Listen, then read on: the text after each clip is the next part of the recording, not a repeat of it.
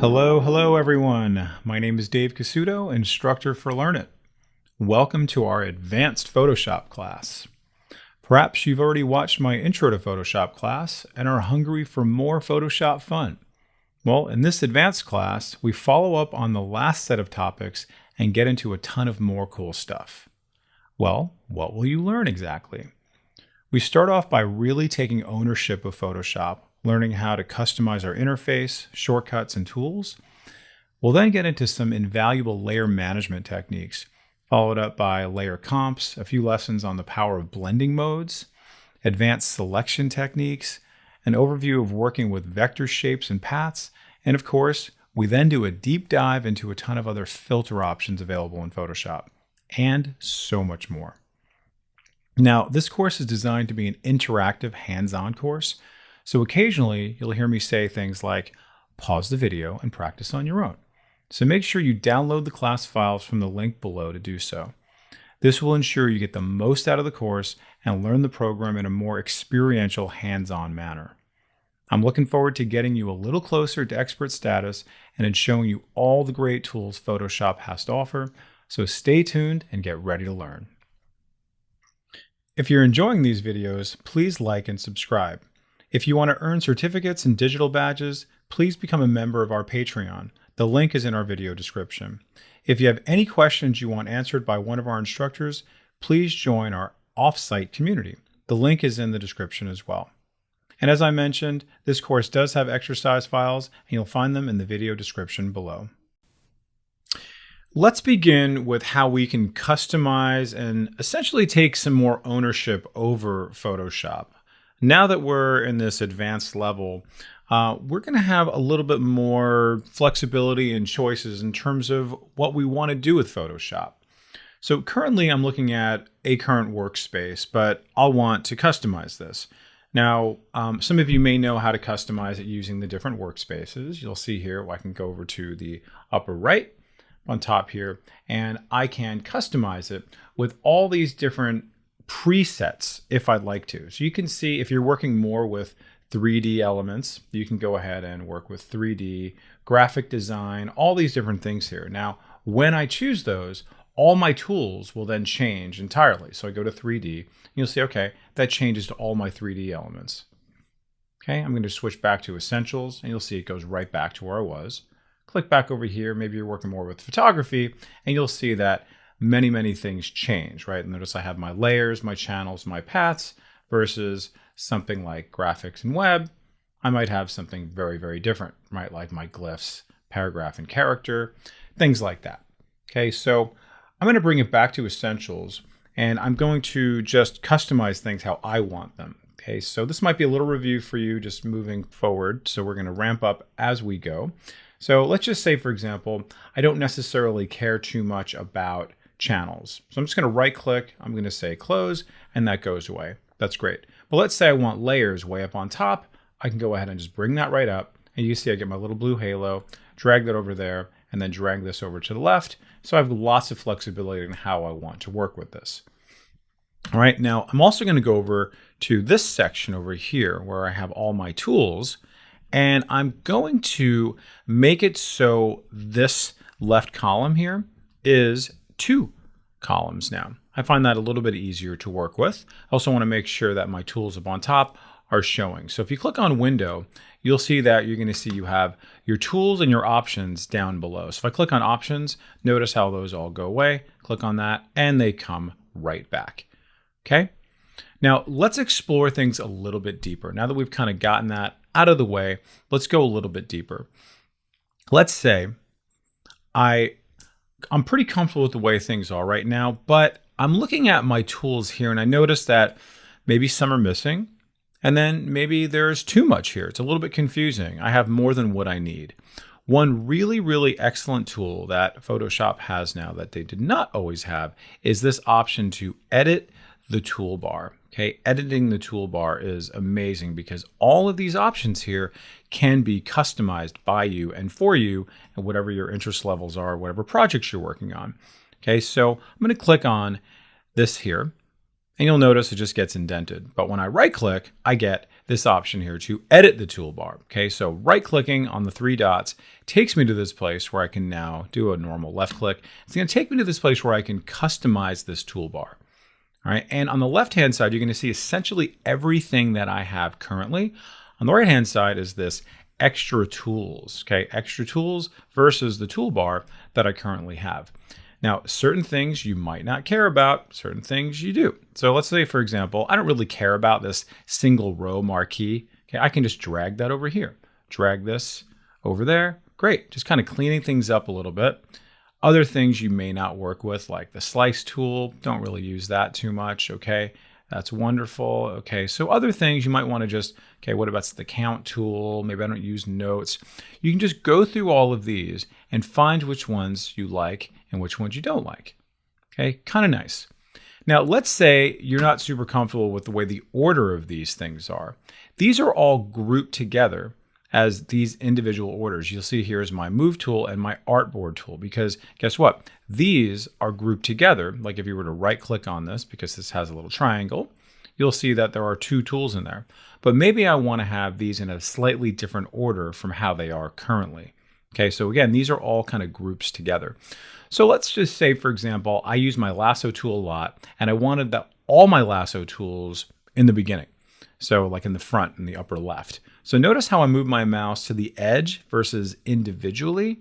When I move my mouse on the edge, you're going to see I'm going to select the entire group and I can move that wherever I like. Great. And now you can see a little preview of it. You can see there it is right there. But that is now going to be the first set of tools that I'll be working with. I can very easily move that back again. It's very easy to kind of just slip off to working with an individual tool. So I want to just come right back over to here. And I'll bring that back down.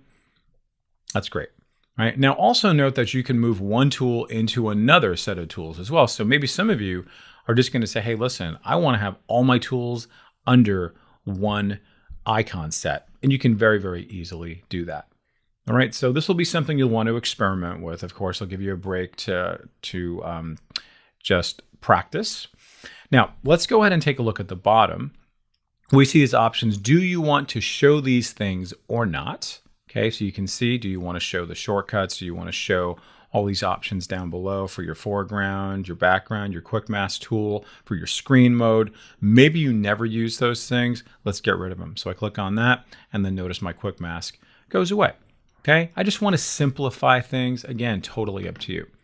Now, if you ever change your mind and you want them back, you can very simply click on that. You can very simply drag this and move it wherever you want, right? Amazing. Just really very, very cool that they give you this option to completely customize everything you want, okay? And what you don't want, and then where you want it.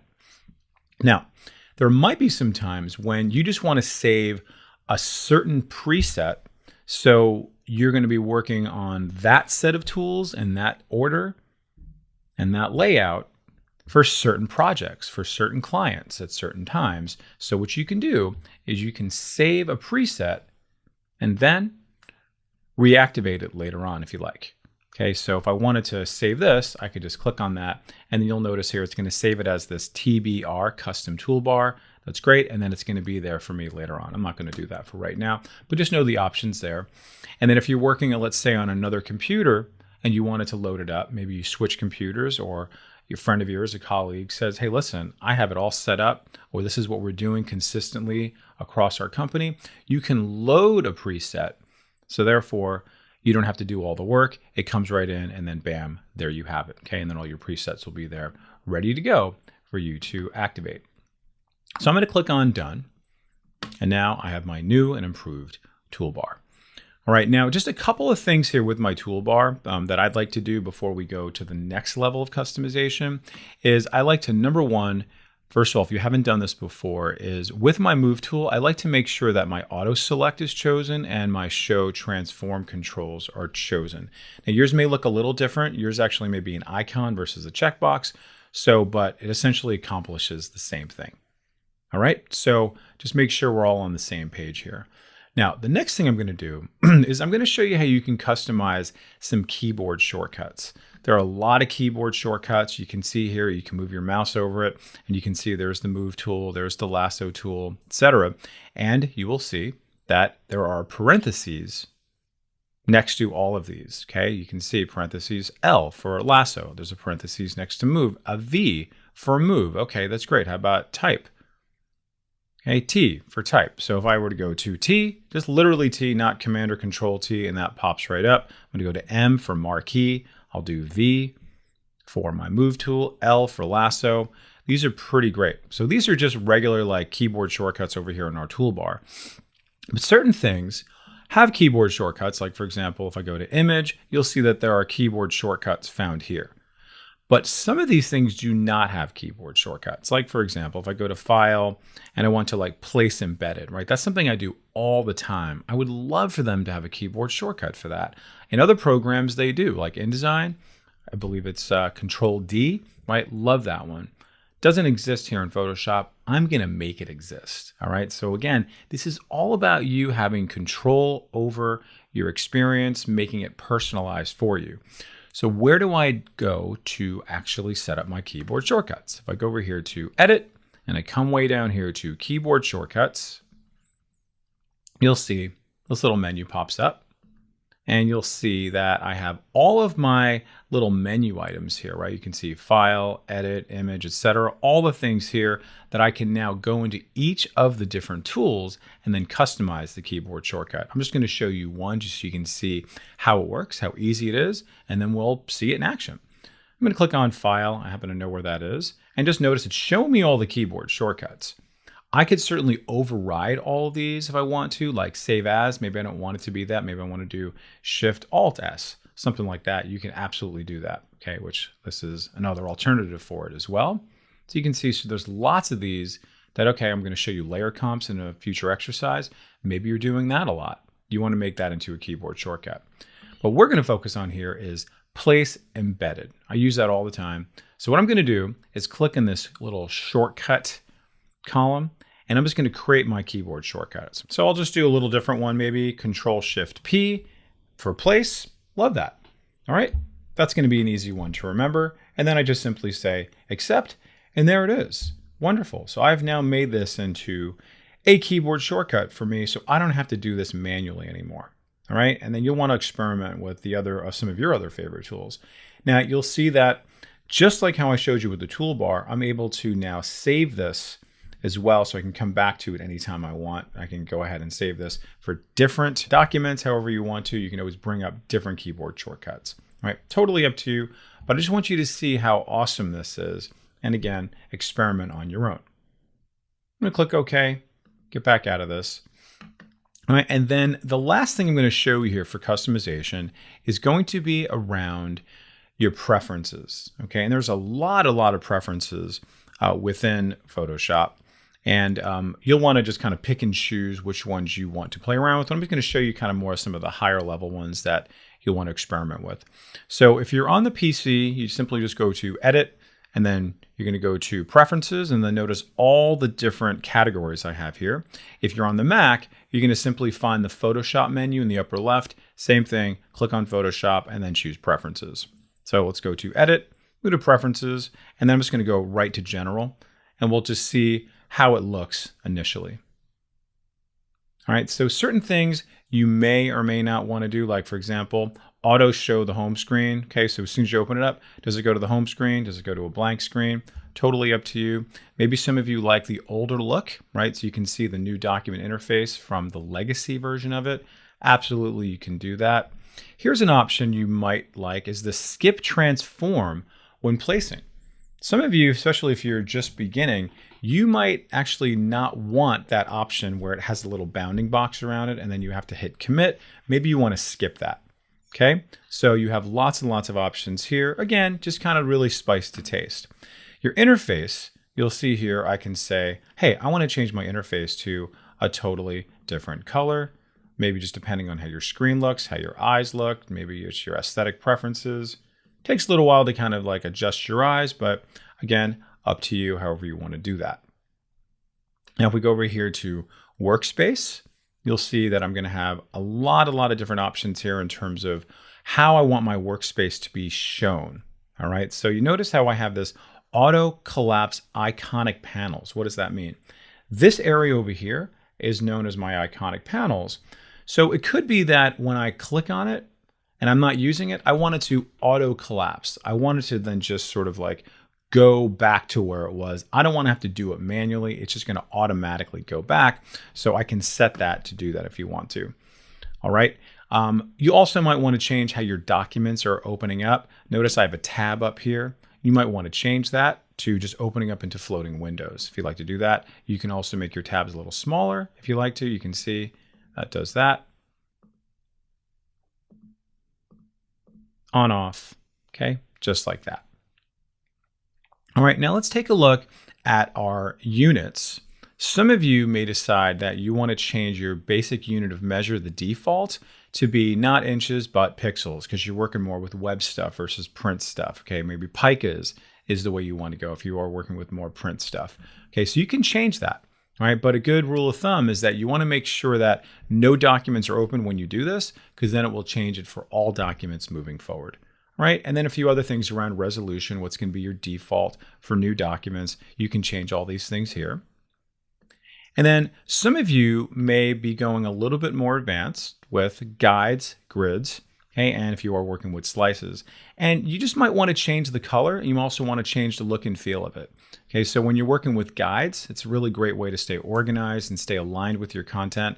You can change the colors of these things like really easily to pretty much most basic colors. And you can see here, you can make it dashed, you can make it just a solid line. Again, up to you, all right? And we'll talk a little bit about artboards in a little bit, but you'll see how the artboards are also going to have an opportunity to change the colors for those. And then if you are working with grids, you can not only see how you can change the color of what the grid's going to look like, but how spaced out do you want your grids to be. And this is actually a really nice tool if you're kind of building things up almost like an architect would, right? Where you actually want to have things every so inches or millimeters, something like that, to be very, very specific and have a lot of sort of perfection around things. So you want to have those grids there for when you finally do snap to those grids, everything falls in line according to that layout that you have here. Okay, and then the last thing I'm going to show you is this file handling. Now, this is something that I always recommend, even in the beginner classes, to save your work often, of course, but sometimes we don't save our work, and sometimes Photoshop crashes. So this file handling will actually address some of that issue if Photoshop does crash. And you'll see that there's this option to automatically save recovery information every how many minutes. Okay, so your default most likely is going to be 10. Some of you may have it more, some of you may have it less. Okay, so I'm going to keep mine at 5 because guess what? There's a lot of genius that happened just in those last 4 minutes, or I don't want to go beyond those 5 minutes because guess what? All that might be lost if I have it at 10 minutes. So what would happen is that Photoshop will come up and say, hey, listen, I noticed that I crashed on you. My apologies. Sorry for that. But I was saving some things for you. So can I bring that up for you so then you can recover it? Okay. So fantastic. So you have all that set to go. All right. Now, one reason why you may not want to do that is because it could be challenging to your computer, to some computers, to some processing power. So you want to just make sure that it doesn't compromise your system too much. All right. Now there's a lot more options here. I recommend just going a little bit deeper into these, and certainly put on the comments if you have certain ones that you want, the community to know about. Okay, but there's really a lot to focus on. I'm giving you kind of the more high level ones, a little more than what we did in our beginner class, but certainly experiment with these, and we'd love to hear from you as far as what rises to the top for you. So I'm going to click OK. And the last thing I'm going to do is I'm going to save all of those kind of shortcuts and everything else so that I can use these over and over and over again. Okay, because right now I'm still working with essentials. Okay, and you'll notice I have one from my beginners class, this Dave's Faves. We're going to do a different one now that I've kind of gone a little bit more in terms of my tools and my shortcuts and things like that. Okay, so let me go ahead and just save that. So I'm going to just come over to the drop down. I'm going to say new workspace. I'm going to create my own. Before there was a 3D and photography and graphics, but now I'm going to have my own. Okay, so I'm going to say advanced tools and then DC for me. All right, and now notice here is panel locations will be saved in the workspace. Keyboard shortcuts, menus, and toolbars are optional. Okay, but no, I actually just customize those. Wonderful, great. Now I am set to go. I click on save. And this is exactly how I want it. I love all this stuff here. But then let's just say here I am in the future. I go a little crazy. I go here and then oops, I even lost my layers panel, my favorite thing there, my properties panel. I love that. Okay, I'm going to make that a little bit smaller. Okay, and things are getting a little bit messy for me. Okay, so I like to think about this as the Mary Poppins effect, right? What did Mary Poppins do? She came in, she said, hey, children, clean up your toys.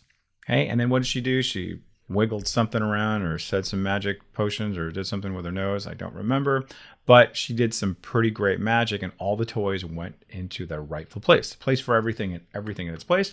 So how do I do that? Click on the little drop down and then notice this is selected. It's like, that's kind of weird. So what do I have to do? I have to say reset advanced tools. And then look at that. Mary Poppins is very happy. All right. So you have a lot of customization options to do.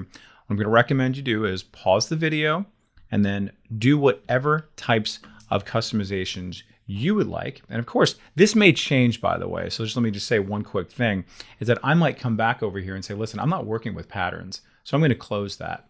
And then, for example, I might want to have my colors down here, right? So I'm changing all of this stuff here, right? Which is going to happen. So what you do is you just come over to here and then I would just say new workspace again. And then it's kind of weird, but I would have to say advanced tools, DC, literally the same name. And then go to here, do the same thing. And it's going to tell me that the custom workspace advanced tools DC already exists. Do you want to replace it? I'm going to say yes. Okay. So now that has been overridden. It's a little cumbersome, right? But essentially it's like a save as. You're replacing what you've already done and then you're good to go. All right. So pause the video, practice it, and we'll see you in the next lesson. Now we've all worked with layers at this point. Okay, we've seen how layers are just the magic, really just the engine that makes Photoshop be Photoshop. So if we look at my layers panel over here, we're in the Hot Peppers 3.pst file, and you'll see that I have a lot of layers here. And notice I also have a clipping mask that's happening here. I have a group. Okay, I've got all kinds of different things here. I'm going to bring this out so I have a little more for me to work with. All right, now let's just see some of the other options within our layers panel that you may have chosen to ignore because they're relatively new. Some of you may have some experience with Photoshop, but you're not necessarily accustomed to some of the new things. And maybe you've just ignored some of the options that are available to us. All right, so let's take a look at some of these options over here up on top. Okay, so these are really extraordinary when you have lots and lots of layers.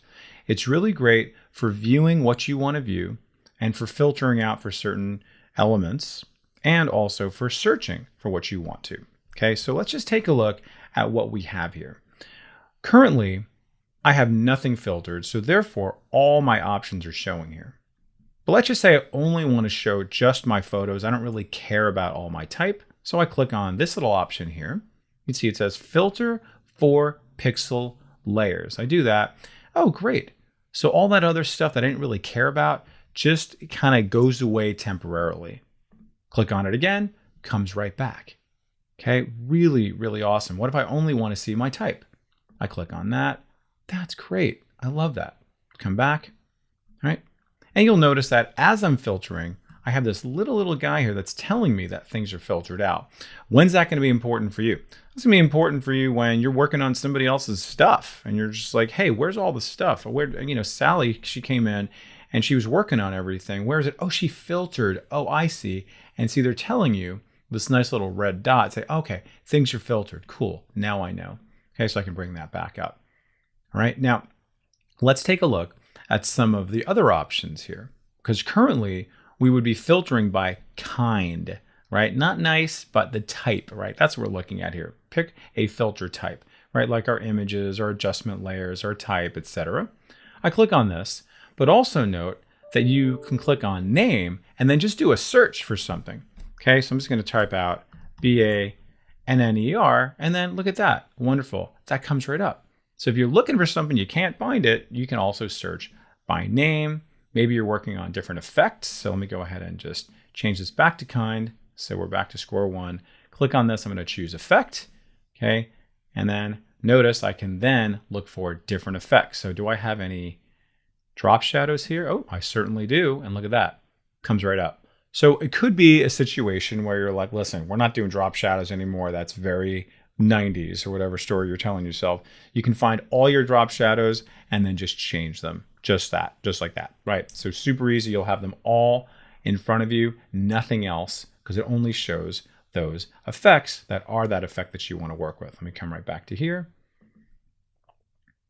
And then notice that there's a whole bunch of other options here that you might want to work with. Okay, you might want to go a little bit deeper in certain things. Notice here I'm showing my different modes. We're going to talk about blending modes in just a little bit, but you can see if you're only looking at certain modes, you can then come back and activate these if you like.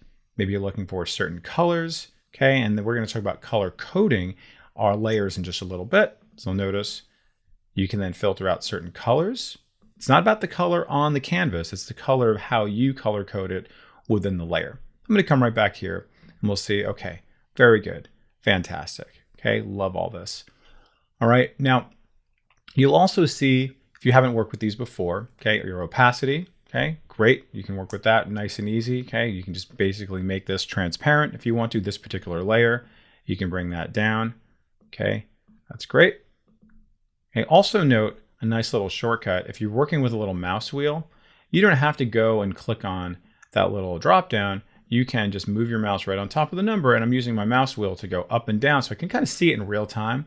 Saves me a little bit of time as well. Again, just move your mouse right on top of it, and then using the mouse wheel does that. And you'll also note that I can move my mouse right on top of the word opacity and bring that this way or that way. I don't see it in real time as quickly, okay, but it still does it nonetheless. All right. Now, down below, you also have these options here to lock certain things. What are you trying to lock? You're trying to just lock just my transparent pixels, right? You can just try to lock, you can see it'll tell you my image pixels, lock the position of whatever you're working with here. So you can see, or you can also prevent auto nesting into and out of artboards and frames. Okay, so basically you don't want it to necessarily just automatically fall right into a frame if it's doing that, if you are working with artboards.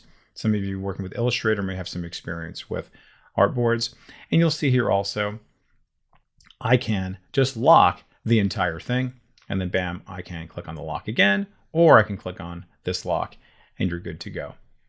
All right, and then fill, as much as this will work to a certain extent for these, right? It kind of does the same thing as opacity. Generally, this is reserved for shapes. Okay, so you can actually just kind of remove the fill for these, right? But it essentially does the same thing as opacity does. All right, so great control over your layer management. Okay, so just really understand kind of what all the things you can do up on top here that you may have chosen to ignore.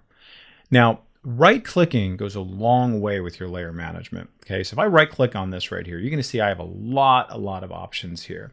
Okay, so one is to convert to a smart object. In my earlier class, we did talk about smart objects. So smart objects basically protect your layer, right, from actually having any kind of like a destructive nature to it, right? So any kind of things you're going to do to this particular image, it's not going to be affected if you make it into a smart object. Okay. Typically, me personally, I make something into a smart object exclusively when I'm going to put a filter on it. Okay, then it becomes a smart filter and it becomes non-destructive, and then that way I can also manipulate it. You'll see more of that in our earlier class that we published, and also later on we're going to be doing more stuff on filters just the same.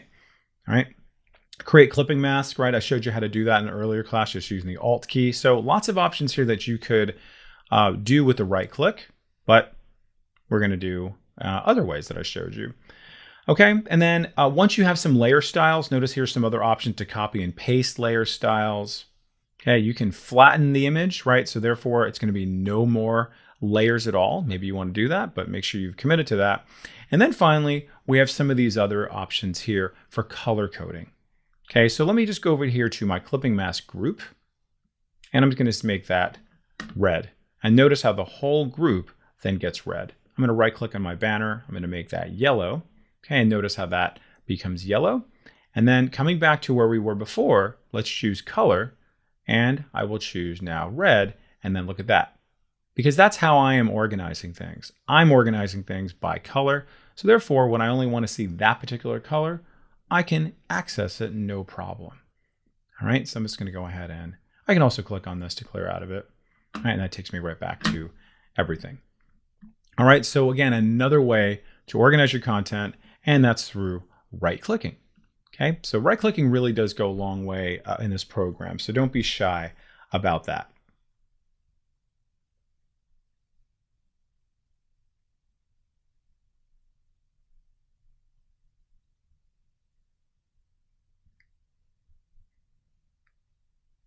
Okay, and you'll also see how I have a group here, right? This is a clipping mask group. Let's say I want to group other things. So how do I group things? Pretty easily. Just go ahead and select the 2 things or the 3 things or the 50 things you want to group. So I'm just going to click on the first one, hold down the Shift key. So now 2 things are selected. And very simply, I'm going to come down to this guy right here. It looks like a little folder. And click on that. And it should even tell me, create a new group. And now that's a group. I'm going to simply double click on that and just call that images. Great. Lovely. And I can, of course, open that up. And I'm good to go. All right. So a lot of power working with just this amazing, amazing layers panel that you may not have experienced before. So I recommend really when you have a large document, when you have a big project you're working on and there's a lot of layers, working with all these tools to make it so you can really customize things, control things, and then filter out things however you want to, absolutely recommend that. So I'm going to pause the video for now. I'm going to have you pause the video, and then we're going to move on to something within this same document working with what we call blend modes. And blend modes are a game changer for a lot of people, and there's a lot of different ways you can use blend modes. So go ahead and pause the video.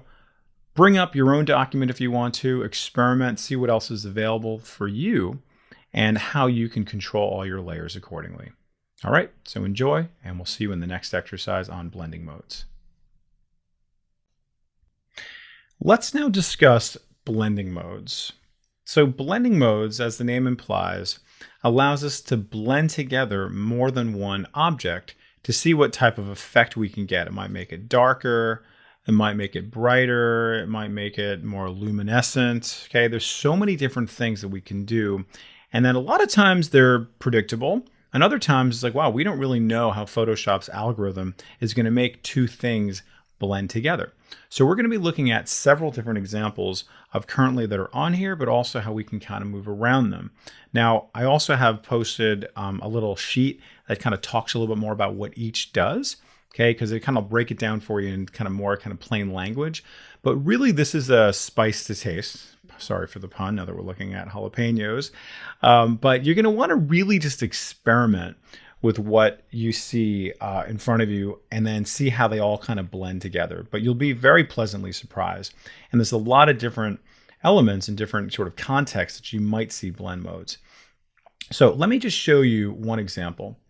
Right now, right, I am working with this clipping mask, and I have this blend mode. This is where my blend modes live on my layers panel, right, called pass through. If I click back on my banner, this should just say normal. I click on this, it says pass through. I click on that, that says normal, and that says normal. So what in fact is this doing? Well, let's just experiment.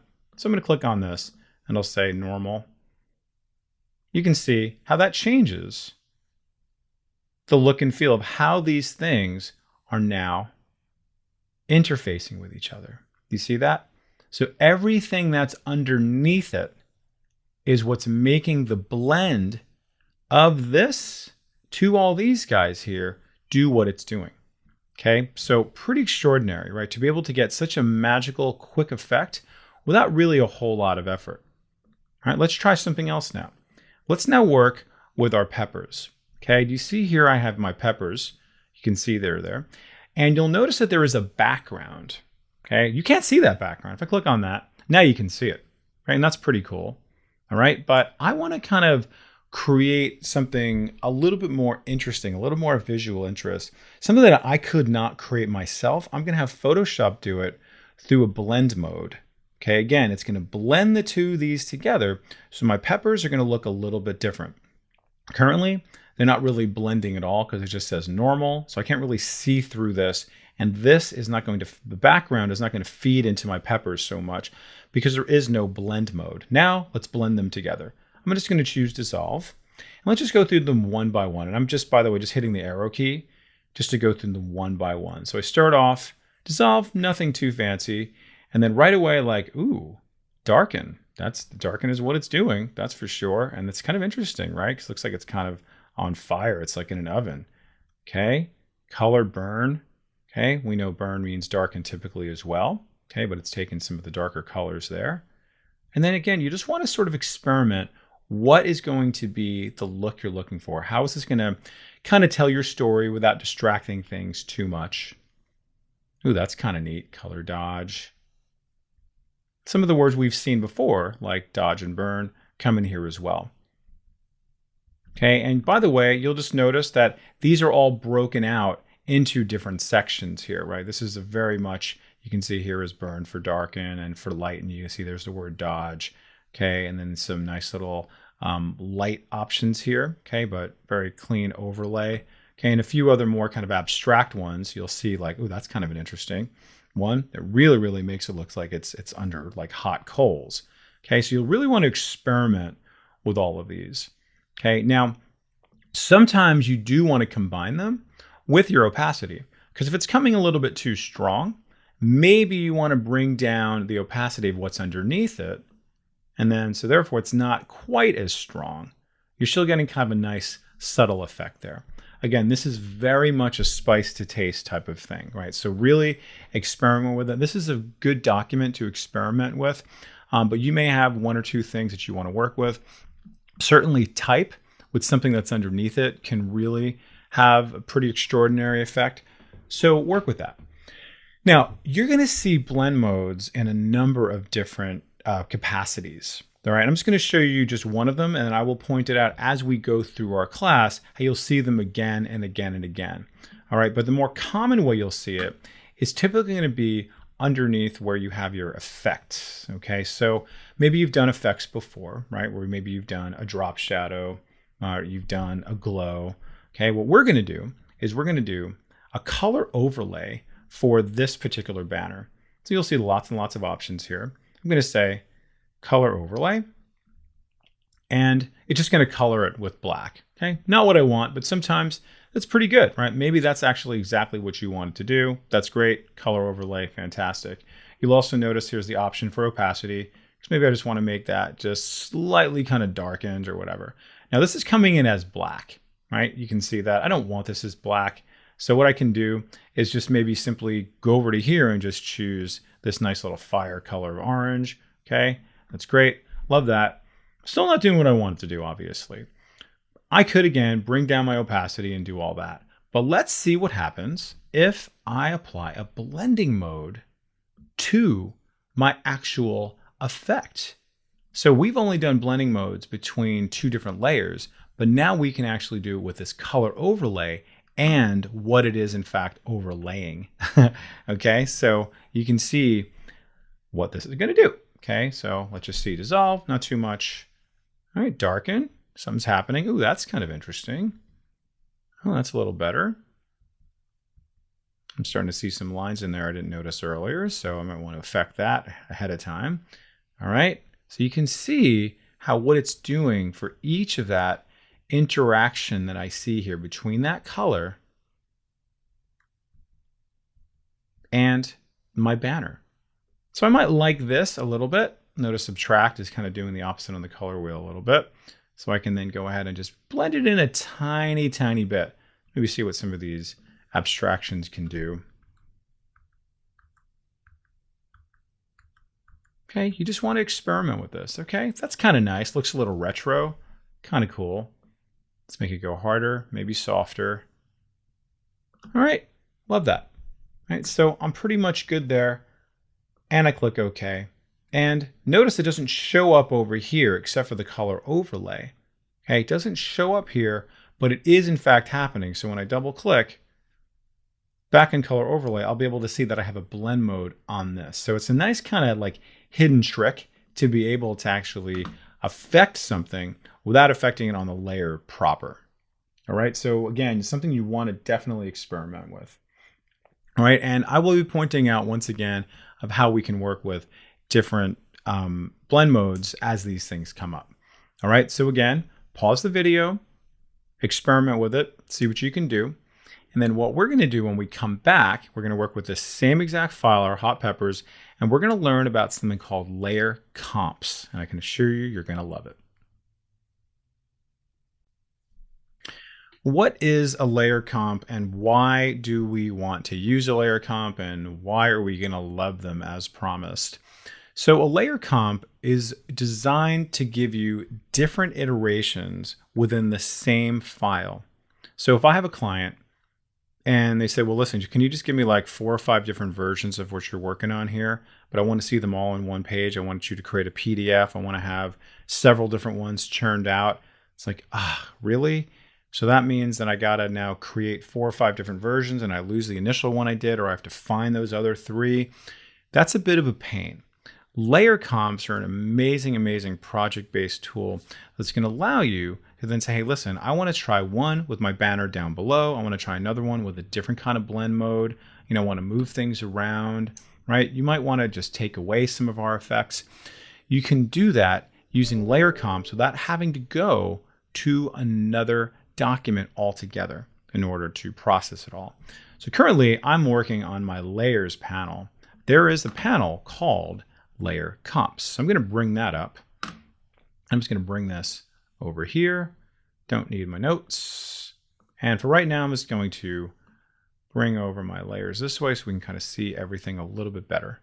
So currently I have a layer comp panel that has no layer comps on it. So what do I need to do? I need to create those layer comps. Okay, those iterations now need to be created so they can be saved and preserved and exported so I can then show them and use them. Okay, so it's really, really awesome. Okay, this is going to save you just a ton of time and make all of your clients and coworkers very happy.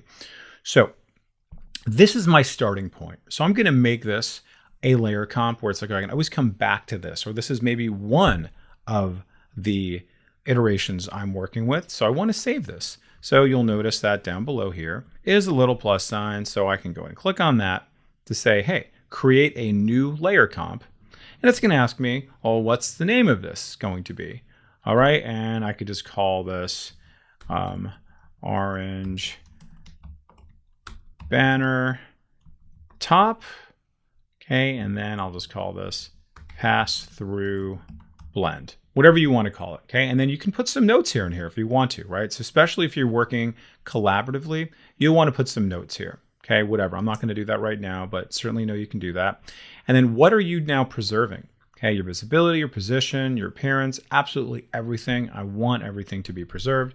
I click OK, and now I have a new layer comp. Right now, let's see what we can do if I make some changes. Okay, I'm just going to go ahead and just turn off this effect. All right, so just keep it at that. That's my very simple new layer comp I'm going to do. So I'm just going to go ahead and click on my plus sign.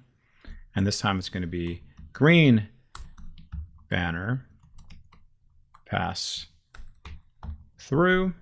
All right, same deal. Okay, great. Now I have 2 layer comps. This is the one I'm currently on.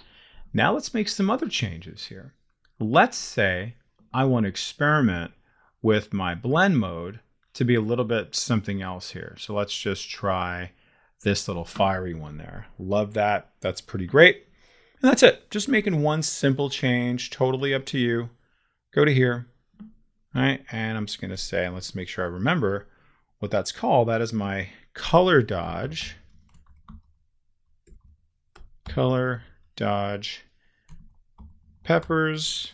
Okay. And then again, green banner top.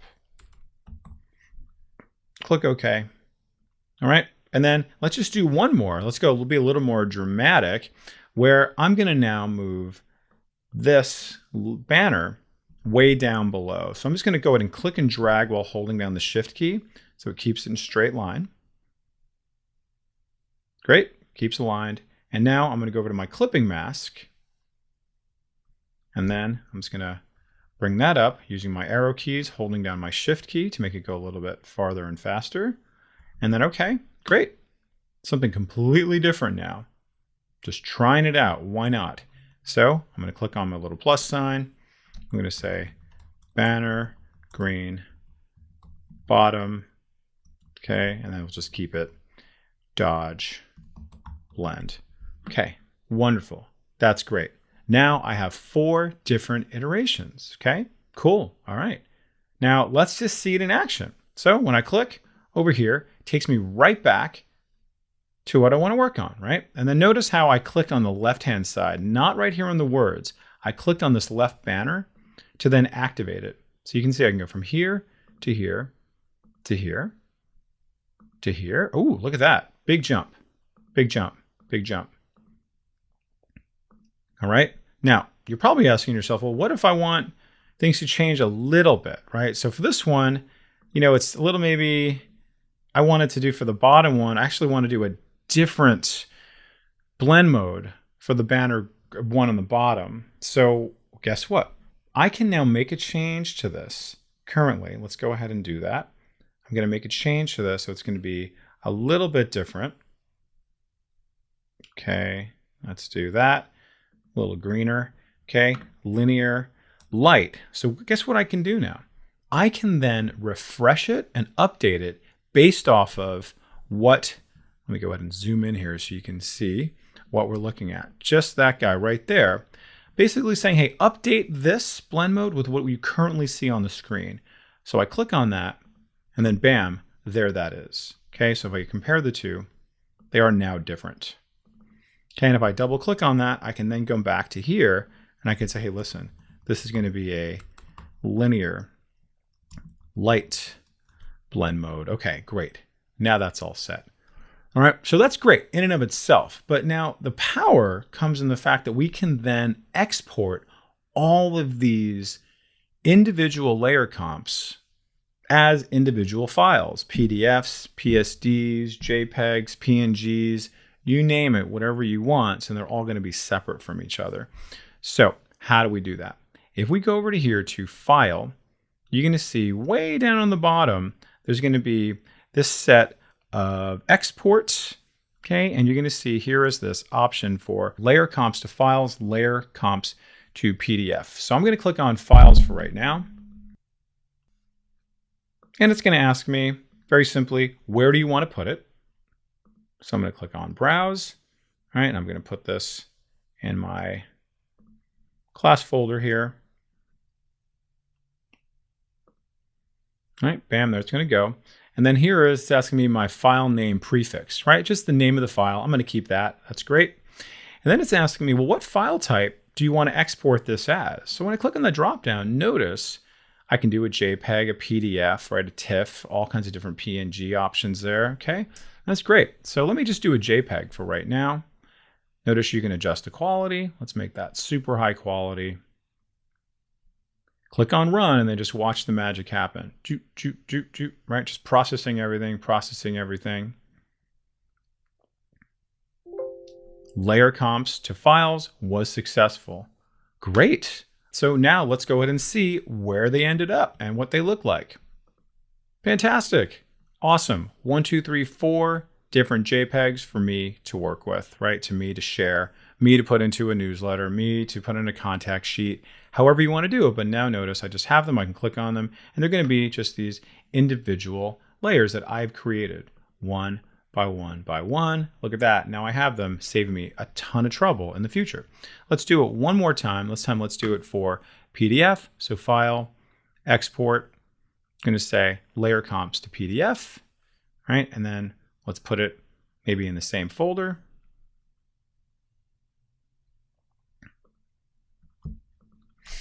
Okay, and then we'll just call up Peppers. All right, and then notice it does give me the option here To advance it, in case you're doing a slideshow, I don't really care about that. I'm not doing a slideshow, but maybe you are. So you can absolutely do that if you want to. Notice you also have the option to only export selected layer comps. Again, totally up to you. So let me click on Run.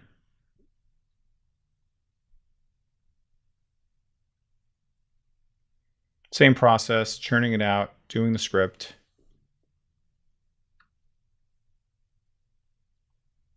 Running through each layer comp, then it tells me it's successful, where it's going to go to. That's great. And now come over to here and look at that. One PDF, name Peppers, and I click on that. And we'll be able to see. It's going to say don't care about screen mode. So right now we'll be able to see all the pages, look at that, in one PDF. It is absolutely amazing. All right, so let me just come right back to here. And I want to encourage you again to pause the video, try this out yourself with any kind of thing that you're working with where you're manipulating the layers to then just have, different iterations. Okay, if you're working on different projects, absolutely, hopefully you see the value in this and give you some time to practice, and then we will come back with our next exercise. Have fun.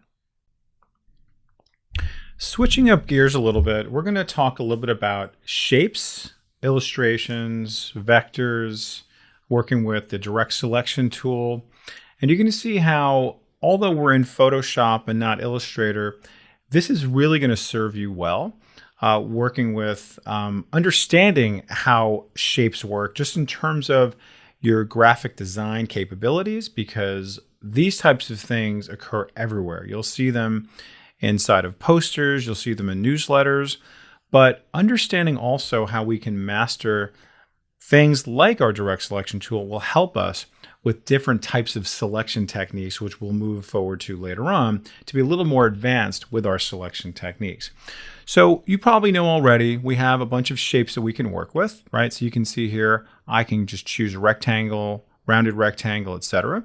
I can also choose what color I'll be going to. I can also choose a color from here. Let me go ahead and just choose a solid color, nice little magenta there. Okay, that's great. I can also choose what stroke, the thickness of the stroke, etc. Okay, so let me just do a very basic perfect circle by holding down the Shift key. Great, perfect. And then I can go ahead and move that. Maybe I'm going to be a little more kind of avant-garde. It comes a little bit off, creates a little bit of motion. All right, that's great. And then I can also do the Alt key or Option key in the Mac to clone that. And maybe I move this over here. Okay, great, wonderful. I can go over to my appearance panel and change the color to something else. Very easy. Okay, so maybe you've seen that before, super easy. Okay, sometimes you might want to work with the polygon tool. Okay, so if I click on that now, you will see with my polygon tool, I can then click and just say, hey, listen, how many sides is my polygon going to be? You'll also notice that up on top, it's also giving me the option to say, hey, listen, how many sides do you want it to be? And when you look at your properties panel a little bit, you'll see it's going to give you some similar options there even after the fact. So let's just say I just want to do a very simple pentagon. It's great. And then my star ratio is actually going to be 100 because I'm not doing a star. So make sure you keep an eye on that. Corner radius is going to be 0. And now I have that. That's great. And I can resize this just like anything else, holding down the Shift key to constrain proportions. And there you have it. All right, let me bring my properties panel up a little bit so we can see some different choices that I have here. And you'll notice how I can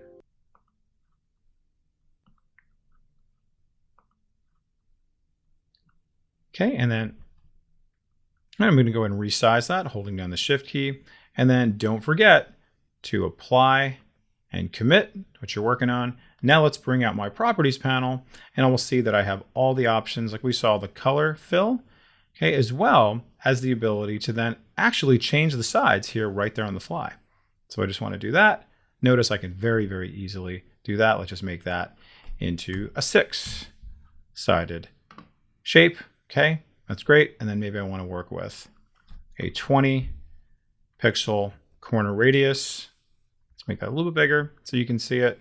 And that's a nice little shape very quickly and easily. Now you also have the option to do stars. So let's take a look at stars. So again, choose your polygon tool. I'm just going to click anywhere, and you will see that there's an option that comes up for how many sides you want, corner radius, same thing. But now we're going to talk about our star ratio. If you're planning on doing a star, this is kind of a neat thing. So how many star sides do I want? How many kind of points do I want? So I'm just going to say 10. It's a nice star. And then I have to say here, well, how is my star ratio going to be in here? So you'll see what that looks like. Essentially, it's going to be sort of the radius, if you will. Okay, so I'm just going to say, okay. And now, just like that, I've created a pretty neat star. Resize it if you like. Change the color if you like. Okay, wonderful. Maybe you're even working with gradients. Maybe you're comfortable with gradients at this point. Notice you can very easily apply these. Okay, that's great. Let me just go over here to radial. It's kind of nice. That's even nicer. Awesome. Wow, look how much stuff I can do so quickly and easily just from my properties panel. And then I'm going to go even crazier, where I'm going to make this a 20 pointed star. And just like that, it now becomes kind of a cool little sun. Okay. So really, really neat stuff. Okay. Now what we're looking at here is just an overview, a little review for some of you on shapes. Okay. Now this is just the beginning. There's so much we can do. All right. These are known as vectors. Okay. So this is a vector shape. So essentially what that means, just kind of putting it into quick layman's terms, that I can make this as big as I want, and the lines get very, very smooth, right? They maintain their smoothness, no problem there, okay? So as opposed to a bitmap image, as opposed to a JPEG, which is going to actually lose some of its resolution if you make it too big, bigger than its initial resolution, okay? But a vector image will not lose it. All right, so let's see what we can do now that we have a vector option in front of us here. So let's see what the direct selection tool can do for us, the direct selection tool. What that's going to do is going to allow us to play with the vector points or path points, right? You might hear them be called. Okay, so all of this, let's say I want to really customize all these little spikes on the star to be a little bit less uniform. I can control that, no problem, using my direct selection tool. Okay, not this one, but it's going to be this guy right here. So you'll see here.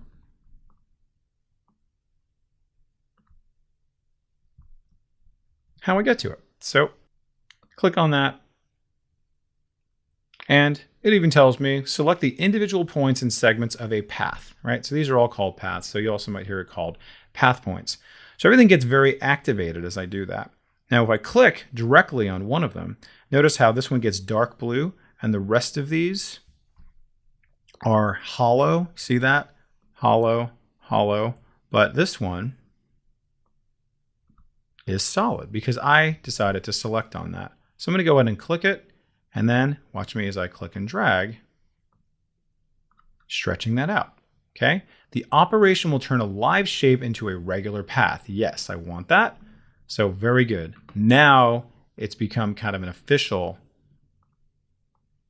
path and a shape, giving me all of the power in the world now to then play around with this. Let's make it kind of not so perfectly uniform. This is going to go way out here. This one maybe out here. Maybe his neighbor is going to be way out here. Okay, so you can see all the things that we can do to manipulate this shape. Okay, let's just go to another one. I just bring this over here, come back to my regular move tool, and let's just move that out of the way for a moment. And let's go over to here, go back to my direct selection tool. And then when I click on this one, you'll notice it's going to be a little bit different. Okay, it's going to be a little bit different because I have curves here. Okay, so when I click on this one, you'll notice that there's going to be these little guys right there. Okay, these are known as your Bezier handles. And by the way, this is a really nice introduction for Illustrator, by the way. So understanding how the direct selection tool works and also these little Bezier handles. But notice how you have this little option right here, and you also have this little option right here. This is now connected more to the shape itself, but this will actually control the curvature and the sort of magnitude of that curve, okay, as opposed to just like a hard right angle.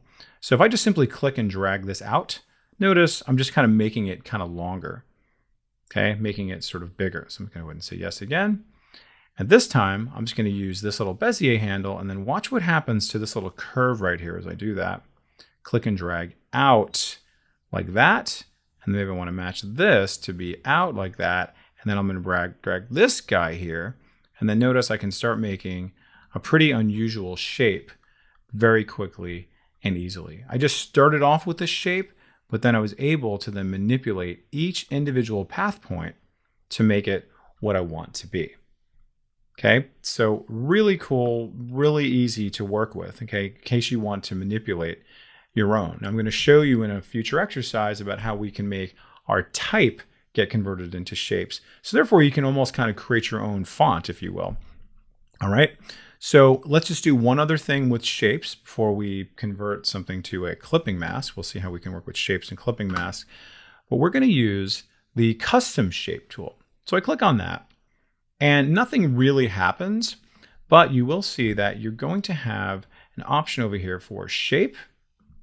And then showing right now is the most recent shape that I've worked with. Okay, so I'm going to click on the drop down. I'll be able to see all of these individual shape categories that I have available to me. You'll also notice I have some legacy shapes, and there's even more and more and more hiding in there. Okay, lots and lots of options. And then you'll also notice that under the window menu, you're going to have a shapes option right there. And then you can always click on this little flyout menu, and then you can also just organize things in the way that you want to, and then even bring in the legacy shapes if you don't currently have them. All right, so shapes. Essentially, these are going to be a little bit more graphic, a little bit more kind of like complete, right? Not so basic versions of different drawings, if you will, right? So I can just very easily bring out some of these and then manipulate them if I want to, or just keep them as is. So this is very beautiful. I love this. Okay, and look at that. Really nice. They've done all the work for me. That's great. All right, let me bring in something a little different. Commit to that. Okay, let's just bring in this beautiful rhinoceros. Okay, I'm just creating a scene here. You can see maybe this is even the beginning of my logo. Photoshop is doing a lot of the work for me. So this is a shape. So guess what? I can manipulate this, right? Let's just say this horn, I want to manipulate that. Okay, how do I do that? I just simply go right back to my direct selection tool. Notice all my path points now arrive. And guess what? I can then go zoom really in so I can see, okay, what am I selecting here? I can go right to that path point with my direct selection tool. And now, bam, I can then manipulate this a little more. So it's a little bit more pointy, right? Maybe going up higher like that. You can go nuts. Maybe you don't even want to see this part here. You can control all that. So this is a shape that Photoshop created for us as a vector, but we're able to control it and own it and do whatever you'd like. Okay, so pretty neat, right? A lot of cool stuff here. Okay, so I now have another image that I'm working with that's over here in this Cuba Curves. I'm just going to drag that up into here, drag that back down here, and I would like to just maybe put her inside of this star. Whoa, that's kind of interesting. I can do that. Well, let's just try it out. I don't know. So I'm going to bring my background up above. I'm going to unlock her just like that. She goes away. And now guess what? I can do a clipping mask with the shape. All right, if you followed along in my last class that I taught for my intro, we learned about clipping masks with basic text and basic JPEGs. But text essentially kind of acts as a shape in a way for you to frame your image however you want to do it.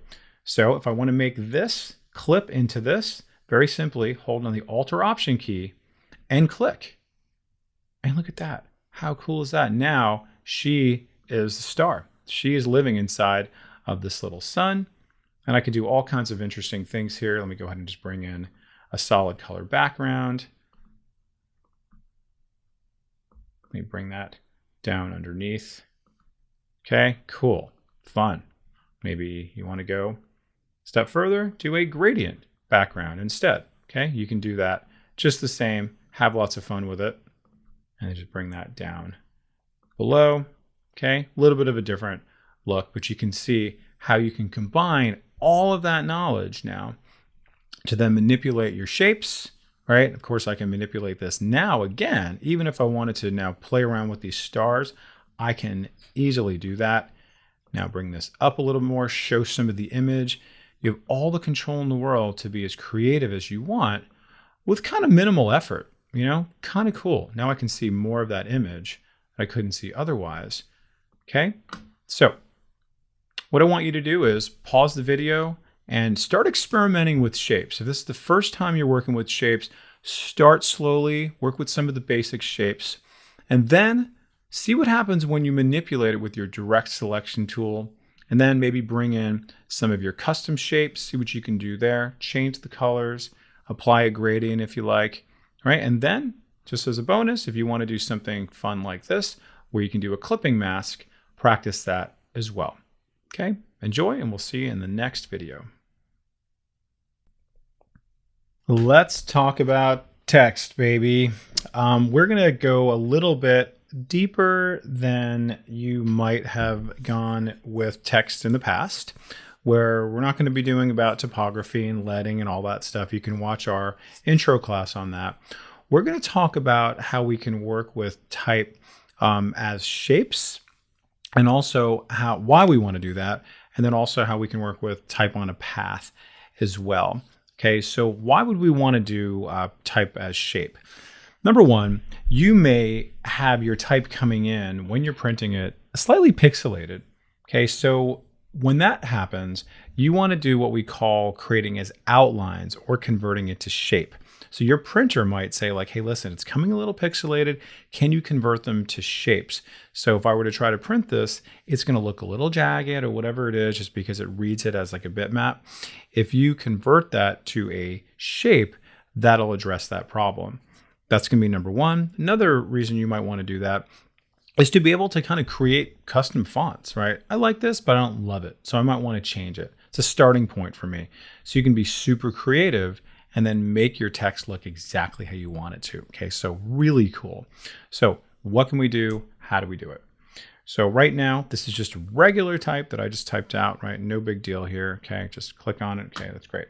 Now you'll also notice, bring my layers panel out here. I have this Photoshop layer. It's a type layer. You can see there that is. Now I'm going to right click on that, and you're going to see there's this option here to convert to shape. Okay, so if anybody ever says like, hey, create outlines out of it, in Photoshop, this is how you do it. In other programs like InDesign and Illustrator, they literally say create outlines. So I'm going to click on convert to shape, and you'll see just like that, it's going to look very familiar if you watched our last exercise about how we worked with shapes themselves. Okay, so now they're all individual shapes. Okay, they're not manipulatable anymore as type, just know that. All right, but I'm going to have all the control in the world now to just select this, this, and this all independently as individual shapes. And of course, you'll notice how I get all these individual path points for me to work with. Okay, so let's just say I wanted to make this H look a little different, right? Let's make it kind of like a metal kind of look, right? Like metal, like heavy metal. So if I click on this now, using my direct selection tool, notice how I get all my hollow white path points, and now I get this solid one. I can just simply click and drag that up. Let's do this. Very different look now. Okay, just like that. Okay, maybe I'm gonna make this a little bit smaller, kind of be a little more fun. Okay, cool. All right, so just a little bit of a different look, because now these are individual shapes that I can work with.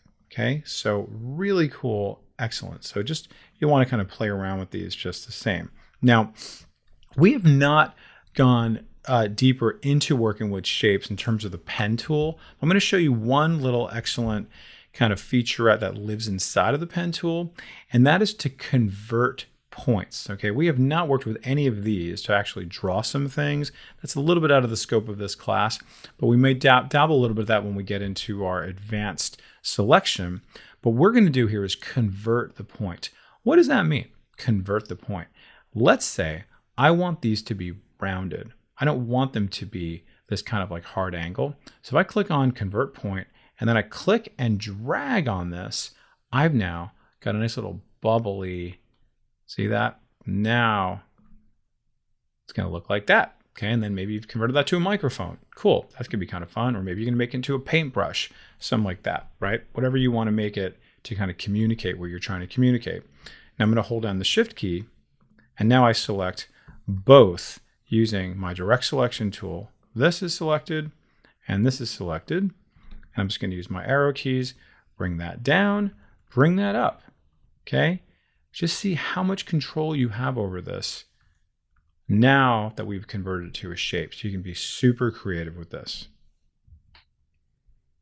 Now, these are still seen as a group. So in order to actually like excise these, sort of excavate them from this whole group, you would need to put them on their own individual layer. So if I go over to here and I just say the path selection tool and I select one of these shapes, notice I can go ahead and select it. Okay, and the path selection tool is living in with the direct selection tool, selects the whole shape inside of here. And then I do something that maybe some of you know already. I go to layer, new, and then layer via cut.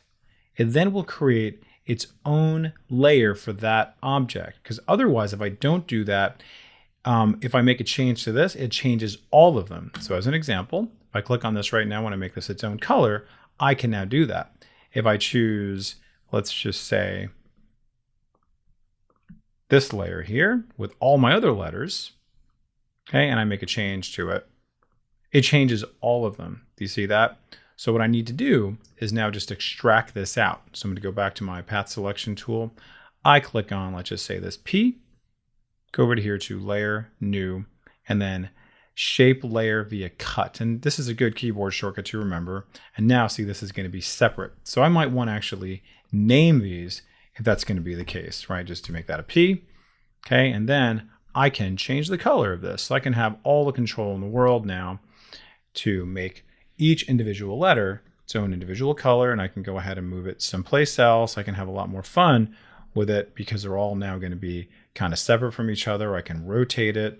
So you can actually kind of treat them like shapes, but it's going to spell something out. Okay, so next level thing we're going to do is work with type on a path. And you can see type on a path is relatively straightforward working with Photoshop, as opposed to other programs where you actually have to activate type on a path. So what is type on a path? I have a little path here and I want to put some type on here. Okay, and your path could be anything. If you know how to actually draw out some paths, it might be around a mountain, a cloud, a star, something like that. We're going to keep it nice and simple for right now. So I'm going to just choose my basic type tool. And you're going to see, I'm just going to kind of zoom in a little bit. You're going to see as I move my mouse with my type tool over the shape. Okay, let's go ahead and just make this shape active. And I move my mouse over it, you're going to see very faintly a little circle. And then as soon as I move my mouse right over the edge, you're going to see a little wavy line. I'm just going to go ahead and click. And you say, whoa, what does that do? It brings in a whole bunch of type based off of whatever the last font size I chose. And it also brings in all this lorem ipsum. You may have seen this before. So I wanted to use this as sort of a teachable moment to come back to our preferences so you can see maybe I don't want this coming in. So I'm going to go ahead and just hit escape and undo. So you can see back to edit and then preferences, there's an option here for type. And if you don't like all that lorem ipsum, you can see here is fill new type layers with placeholder text. So if you don't want that, go over here to the type tab and then just uncheck that and it will no longer come in. But sometimes it's a good idea because like for me, that font came in really big. So I was at least able to know what it was. But just know that you have the option to turn that off if you like. Okay, and also just keep in mind what size font you're going to be applying right when you create the text box. I'm just going to go ahead and click, and then I'm just going to say around the world with Photoshop. Okay, and this is now text that I can easily highlight, change the color of it, whatever I'd like to do. Maybe I want to change it, use it to the same color here, or you can put all kinds of different things on here if you like, in terms of a stroke, right? Drop shadow, all that good stuff. And now here comes the little bit of a tricky part. How do you move it around and around the actual shape itself? We're going to come back over to here to our direct selection tool. And I want you to notice that when I select it, I can find this, oops, not that one. Okay, I'll be able to find it. I told you it was tricky. Okay, you're going to see that there's going to be like a little arrow right there that appears, a tiny, tiny little guy right there. You can barely see it. It's like a little triangle that tells me where it's going to begin. Over here, you can see now that little line appears. Then it also shows me over here, as I'm clicking and dragging, look to the left, like kind of where the equator is.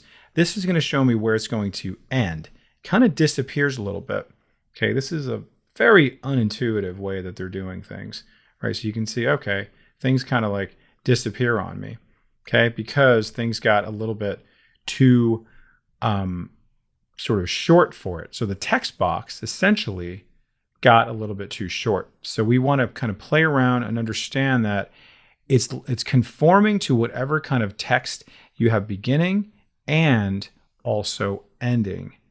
Okay, so if you have any extra spaces there, just kind of play around with it to understand what it's in fact doing.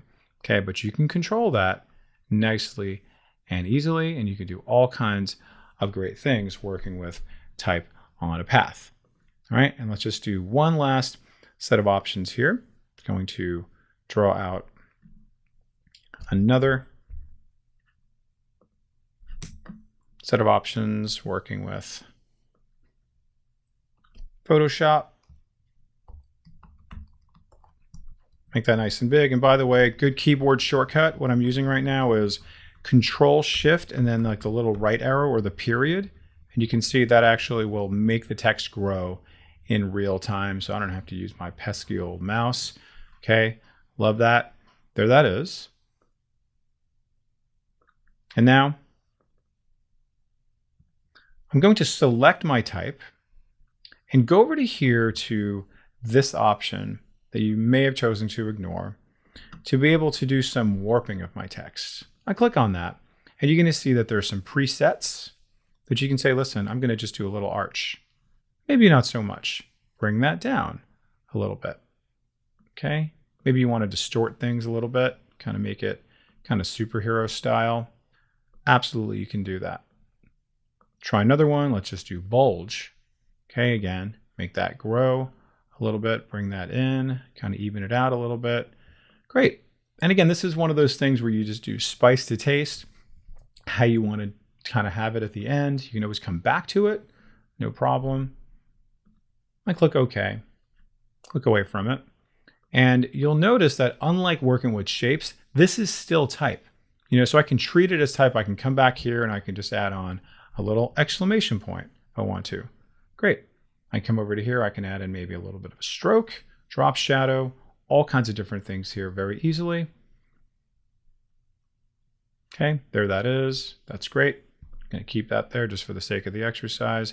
And then again, if I decide I want to play around with this again, I can just double click on the T, go over here to my T again, and then play around with it and maybe do something completely different. All right, so again, pause the video, play around with this. Notice that you have all the control in the world to be very creative with type, making them into shapes, and understand the reason why we do this is for visual and graphic elements, but also for when you're sending it to the printer so you can have cleaner edges as well. Okay, so have fun, play around, and we'll see you in the next exercise. Welcome back, everybody. Hope you're enjoying your exercises. In this lesson, we are going to cover 3D text. How do we convert our text, our type, into 3D? First thing I want to tell you, it's a good idea to use a font that's going to be nice, big, and blocky like this before you convert it. So if we take a look, our font is Luckiest Guy. You can see that's what I'm using right there, but you can use the font of your choice. So how do I make this into 3D? Very simply, we're going to just double click on the T. That selects all the text, and you will see that I get this little option here that says 3D that I can now activate. So I'm going to click on that. And what it does is it automatically takes me into this 3D space, okay? This 3D workspace. Maybe some of you have seen this before. When you click on this little drop down, there's an option for 3D. Probably never really had a need for it.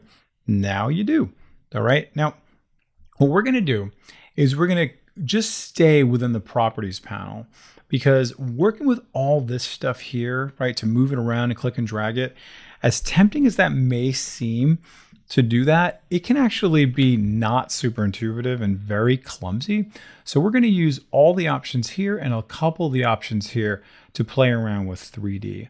All right, so the first thing you'll notice again is my properties panel, and you'll see that there are these tabs up on top that I can then play around with, and there's a few other options down below that correspond to whatever those tabs are.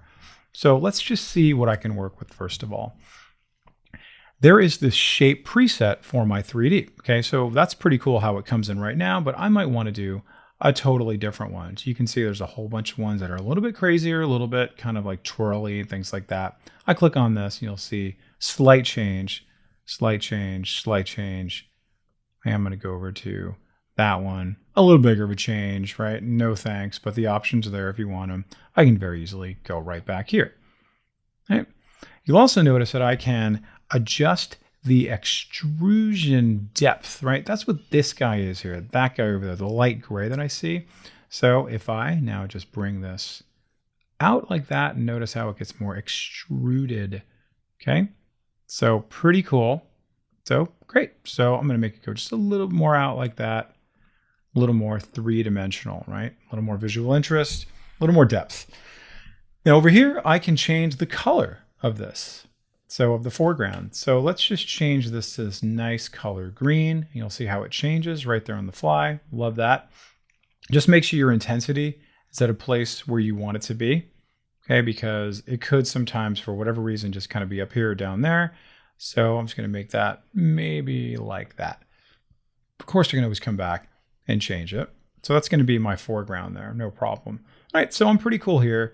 Just notice also if I wanted to, I can edit the source. And let me just show you what that's going to do. If I click on that, that's essentially going to take me right back to my font here. And if I want to change this to Rome or the Colosseum or Piazza or Pizza or whatever you want to do, you can easily change that.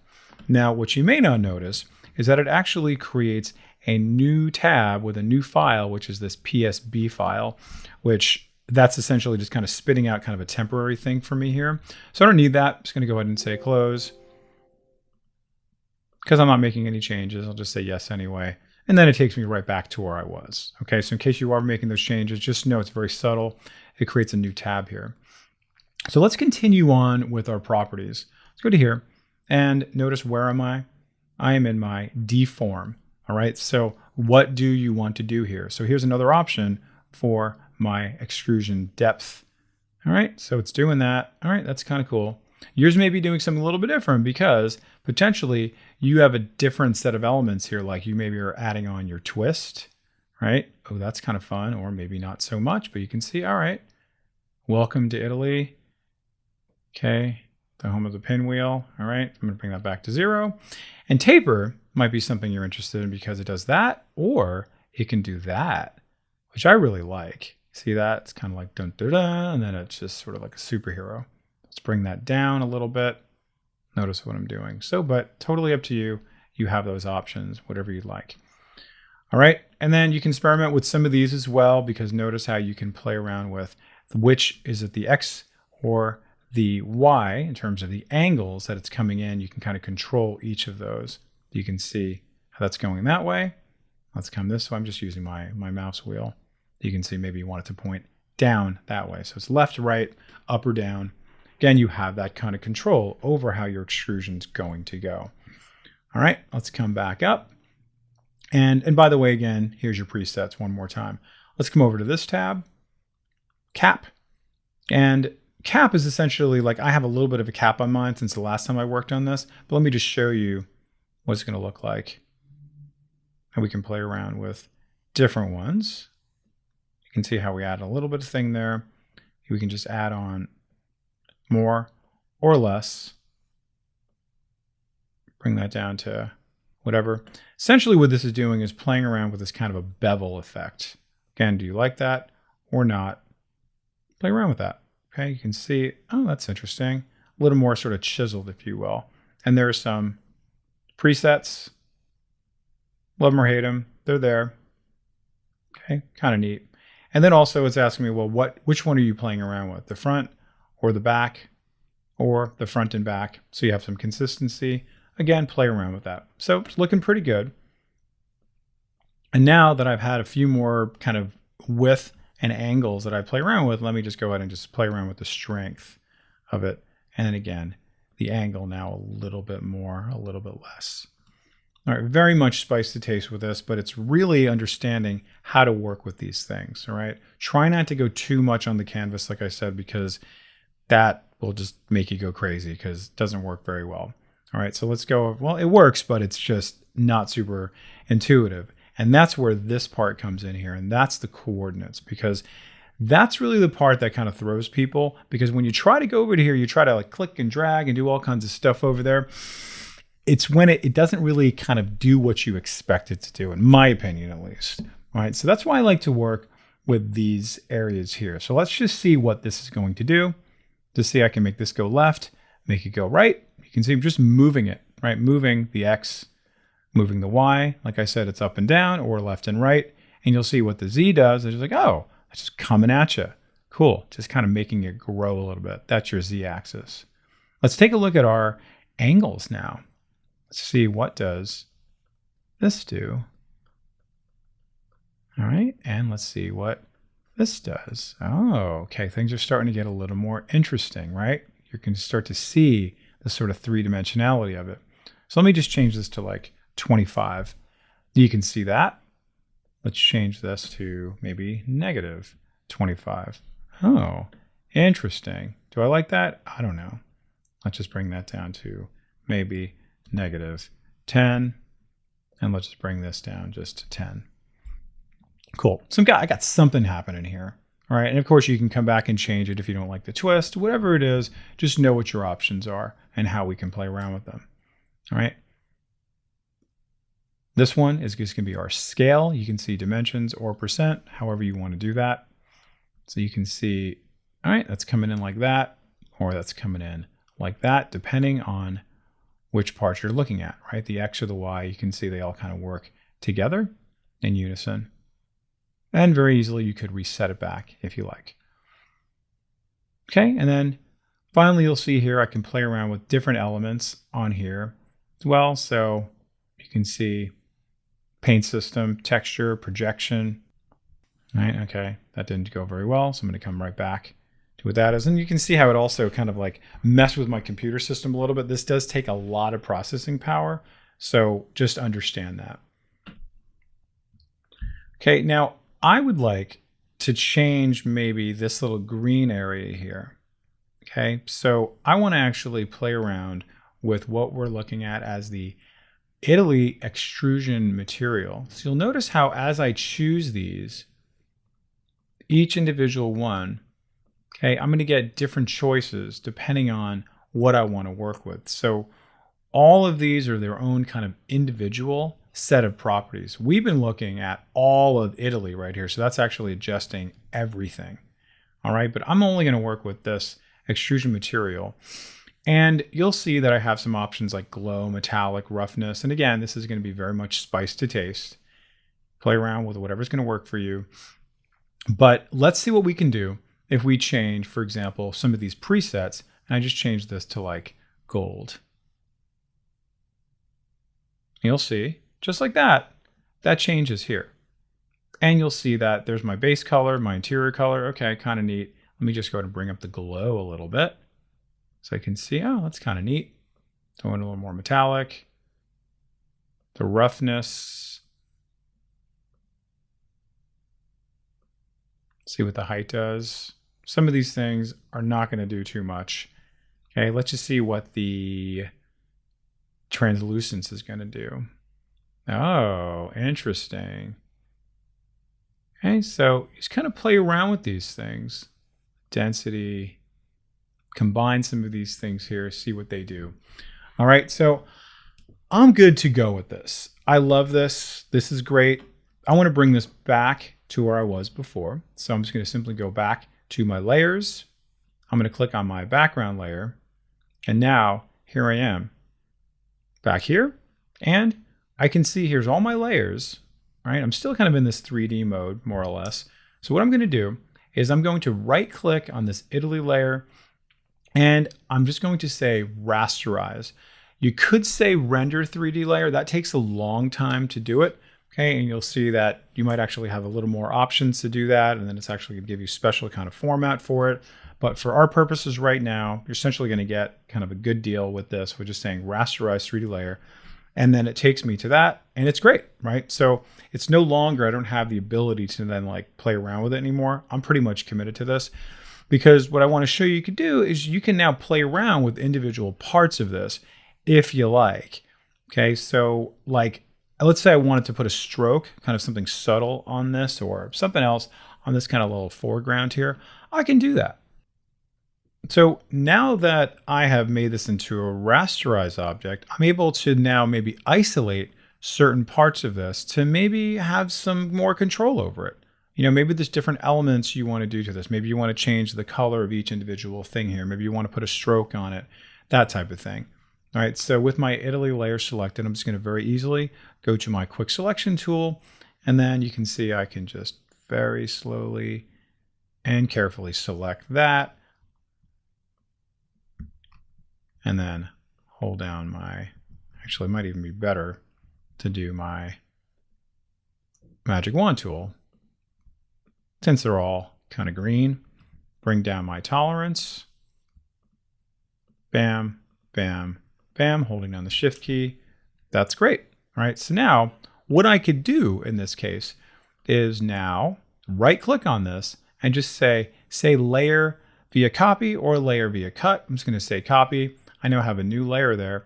And then I'm able to do all kinds of different things with this one separately, yet while still maintaining my 3D. So let's just see what I can do. Let's just add on a stroke to that. That's kind of cool. I like that. Let's make it even thicker. Let's see what that does. Let's bring up the opacity. What does that do? All right. Maybe you want to just do all kinds of different things. Put a blend mode on there. Fill type. Maybe you're going to work with a pattern, right? So whatever. Just go crazy with whatever you want to do, but just know how I have control over this, right? Completely separate from what I did underneath there. All right. So again, I'll just leave that. And I'm pretty much good to go. I'm very happy with what I've done here. A nice 3D, which I can now move around together. Move them around. Notice I have a nice little shadow there. And I can maybe take away the stroke if I want to do that anymore. Actually, I kind of like it without the stroke. Great. 3D type very easily once you understand how the system works. All right. So again, just want to repeat. Try not to work with the stuff that's in the middle with the click and drag, because it will be, in my experience, kind of an exercise in frustration. Just use those tabs there. But have fun. Love to see in the comments what you've done with this. Take a break, pause the video, practice it. Remember to start with some big blocky text, and have fun. See you in the next video. This next set of videos is going to be about advanced selection. Okay, we've probably seen how we can do selection with our marquee tools and with our lasso and with our quick selection tools and, you know, our magic wands and all that good stuff here. Sometimes you're going to be combining one with the other. So I'm going to break up this lesson segment into two. Where we're going to actually show you one type of advanced selection tool, and then I'm going to show you how we can actually work with selecting hair using something that's called the Smart Radius. Okay, so let's just first see what we can do to kind of have a little bit more precise and smoother selections for our objects using something called paths. So we're going to start off just by using a regular selection, right? So I'm just going to just kind of do a little sloppy, very quick selection using my quick selection tool.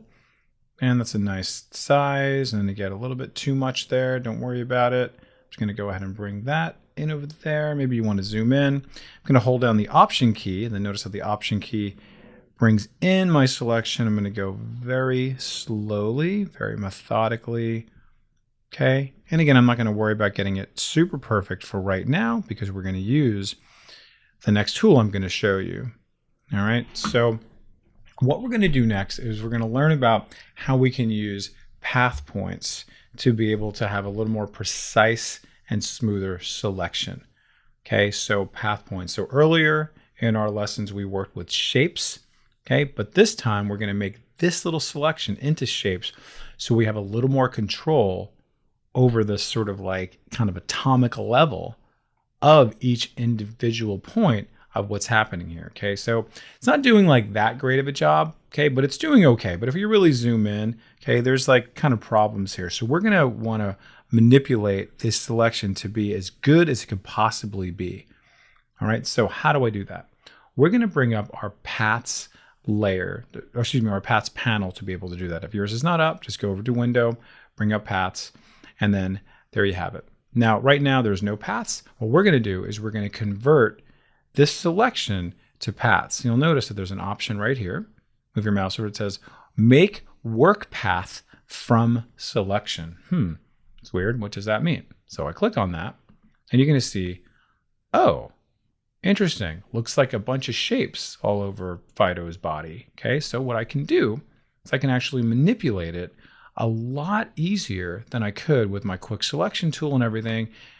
With my quick selection tool, now I'm going to go to my direct selection tool to then really get very, very precise with my individual selections. See that? Even added on some extra things. Maybe I don't need some of those. So we're going to learn some of our pen tool options to be able to manipulate those. You see some things it got, some things it didn't. So just notice what I'm doing here. I'm just using all the things that we learned about how we manipulate shapes now for an individual selection. And if you're not comfortable yet with the keyboard shortcut of the space bar, this is really the time to use it because we're zoomed in and we want to be able to move around here. This is our hand tool. It's a nice, quick, easy access to get to the hand tool. So I can click and drag, move this around and only get the stuff that I want. I'm going to really zoom in and say, oh, wow, I got a lot of extra stuff here. I don't need a lot of these little path points, so I might want to get rid of them. And guess what? I can go back over to my pen tool. And I'm going to say, delete anchor point, and then just get rid of it. Get rid of it, get rid of it, okay, and get rid of it. Okay, well, I got a lot of stuff here. Things are going a little crazy. No problem. I'm just going to just really minimize how many I have. See that? Now it's just a straight line. Then I can control it coming right back to what I want to work with. Okay, so again, just click, click, click, get rid of it, get rid of it. What don't you want? Just trim in the fat. And then maybe I'm going to bring this in a little bit. Understand the difference between the round grabbers right there and the little anchor points right there. Remember, the little round grabbers are going to be the Bezier handles, and that's going to affect your curve a little bit. Okay, again, I don't need this, so just delete all your squares you don't need. Okay, and maybe bring this in. So I could be here all day doing this. Okay, I'm also going to get rid of these, hit the delete key. Don't need any of this stuff here, hit the delete key. Just marqueing over that using my direct selection tool. Okay, that's great. Now, okay, of course I can be here all day. You certainly don't want to watch me doing this, but just know how easy this is and how effective this is going to be. It's going to take you a little bit of time to get that level of perfection, but it's going to be absolutely worth it to make sure you don't get too much, not too little. The way that the quick selection tool allows you to do, it's somewhat limited. So this is going to really give you that granular level of selection. You see that I got a little bit too much? Great. Bring that in, okay? And then bring this out. Okay, look at that. It missed an entire segment there. Because I'm now at like 230%, I can now really, really get what I want. In the next exercise, I'm going to show you how we can work with all this hair. Let's not worry about that for right now. And let's just say we are very satisfied with what we've done.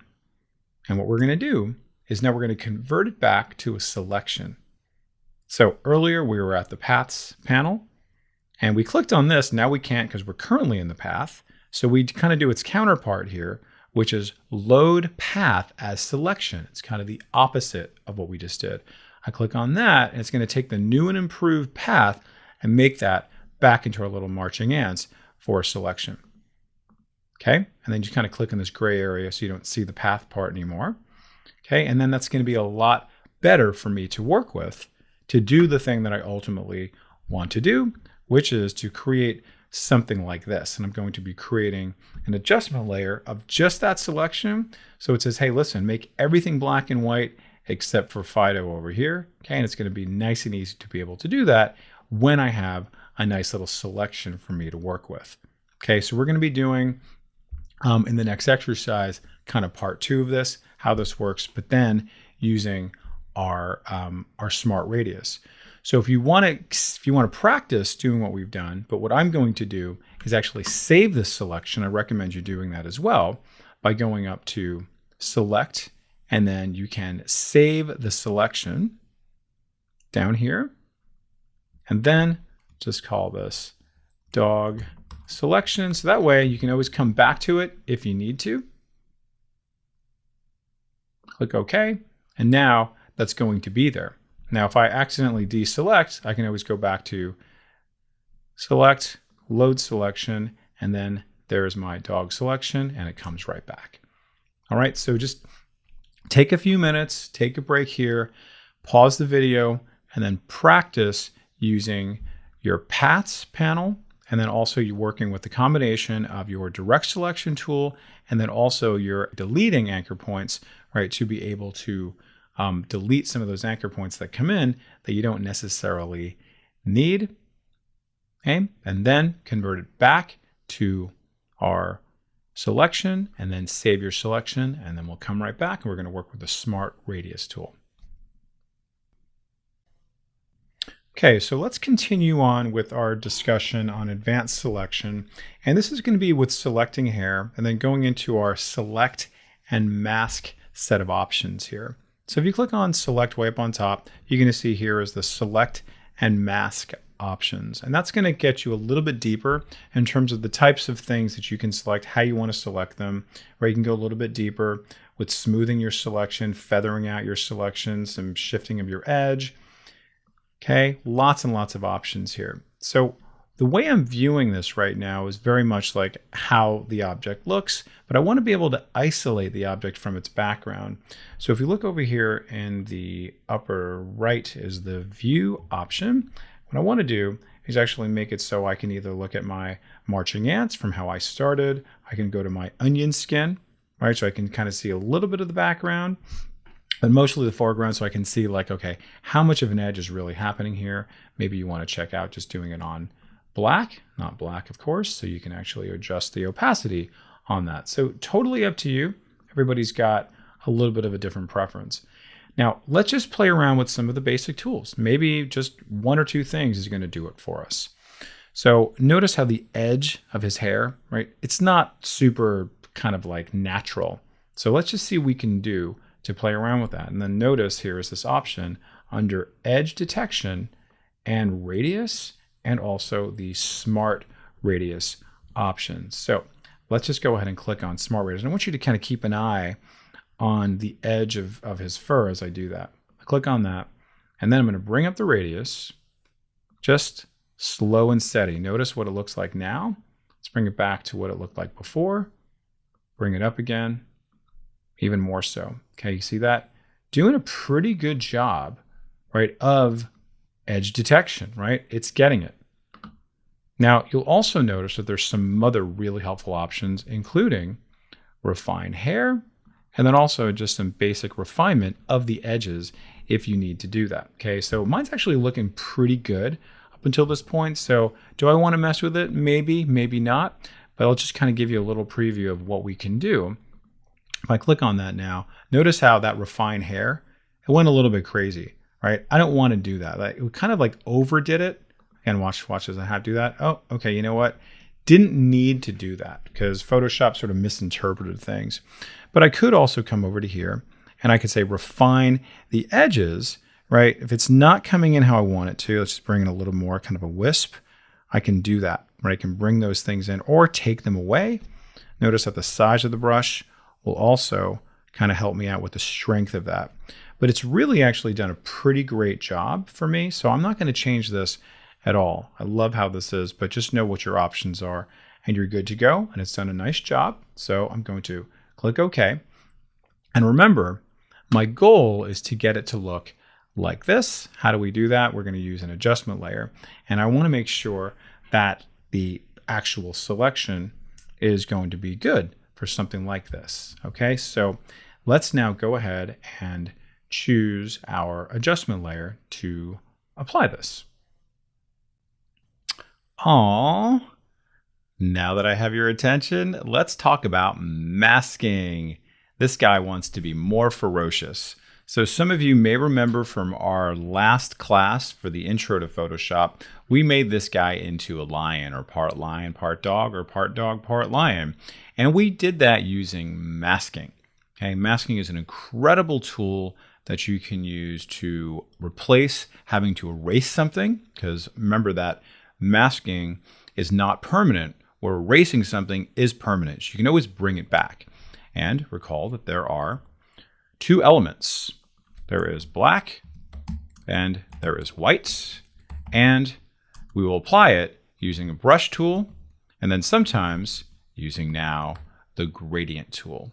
Okay, but essentially we want to understand that we have black and white color to work with. Now occasionally you're going to have gray that enters into the mix because black and white also consist of gray. Okay, so that's going to make it reveal slightly. So you're going to get a nice little surprise when you work with those. Okay, so with gray, with gradients. Okay, and also maybe modifying your brush somewhat. So let's do a little review on how we can do some basic masking. And you will see not only is this going to help you for what I just talked about as far as replacing the erase option, but it's going to help you when you do adjustment layers to be able to control how much of that adjustment layer you're going to show. And also when you're working with filters, okay? Some of the filter you want to show, let's say if you want to do a blur filter or a black and white filter, certain parts you don't want to be black and white. So you can go ahead and mask that out. All right, so white is going to conceal where black is going to reveal. Now think about with masking, I'm going to say this again in a little bit, but I want you to think about masking as a blindfold that then gets put onto an image. But then if we poke a hole in it, it becomes a mask. That's really what we're talking about here. Okay, so now let's go ahead and place in the image that we want to mask with this little puppy here. All right, and earlier, if you recall, I made a keyboard shortcut for placing. All right, how did I do that? Anybody remember? You go to Edit, Keyboard Shortcuts. You can see I can place by going to File, and then where was that again? Place Embedded, right? So if you recall this, I made a keyboard shortcut to be able to do that. Maybe you did that as well. So I'm going to use that because I love that, and it takes way too long to do everything else and remember it. So I'm just going to do Control-Shift-P. That places it in there. Wonderful. Bring in my little lion's face. Okay, that's amazing. And now also see that when I bring it in, not great that I have these little frames here. I don't want that. So I'm going to do Shift and Alt, or Option if you're on the Mac, and then click and drag from the corners, and just notice how it grows out from the center. Okay, perfect, just like that. All right, and then I'm going to commit to it. Wonderful.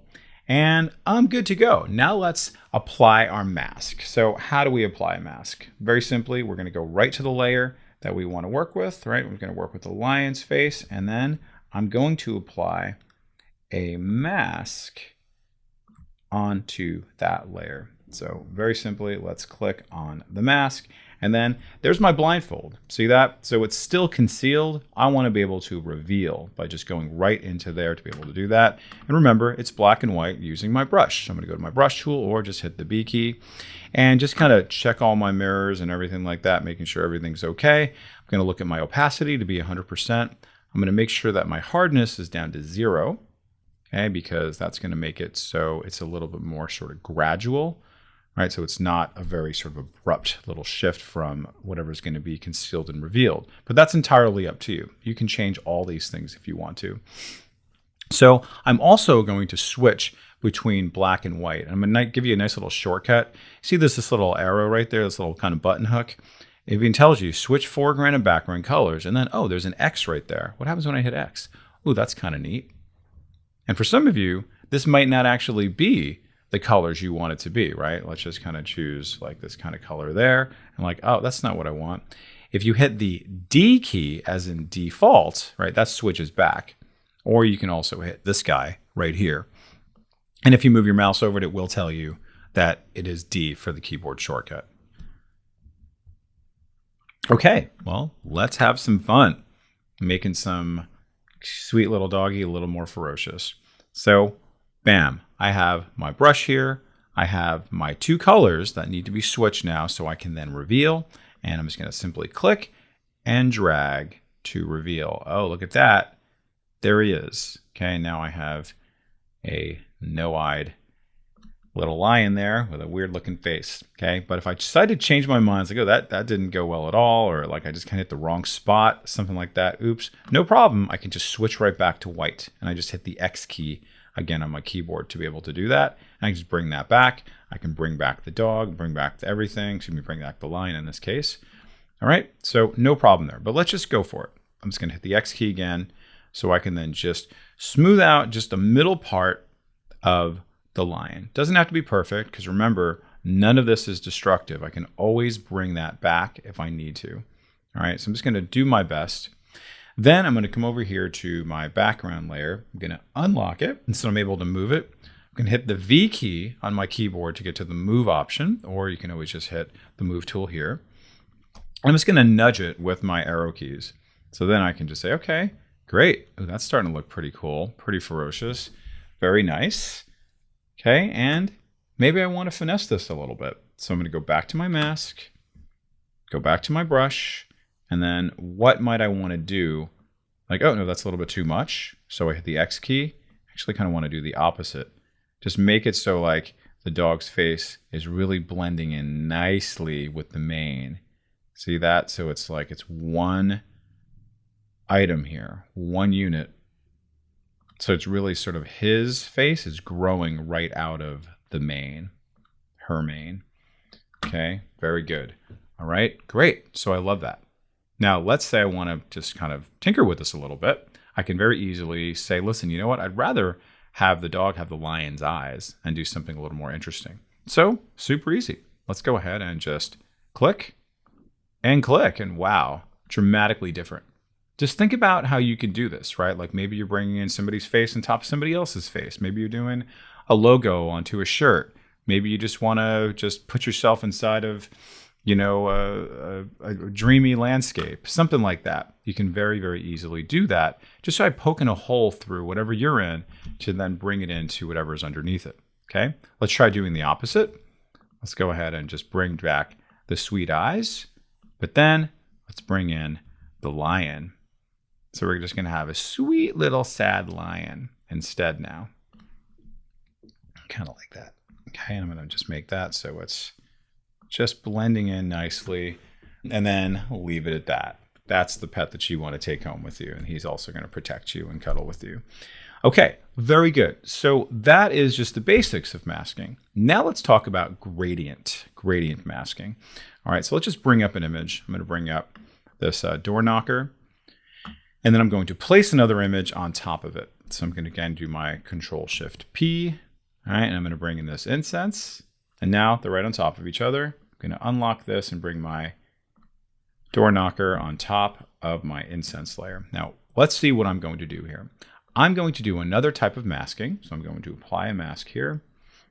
But this time, what I'm going to do is use the gradient mask. Okay, so gradients, just by definition, go from one color to the other, and then Photoshop kind of fills in that color of everything in between, right? So if I'm going to go from black to white, it's going to go from black to gray to white.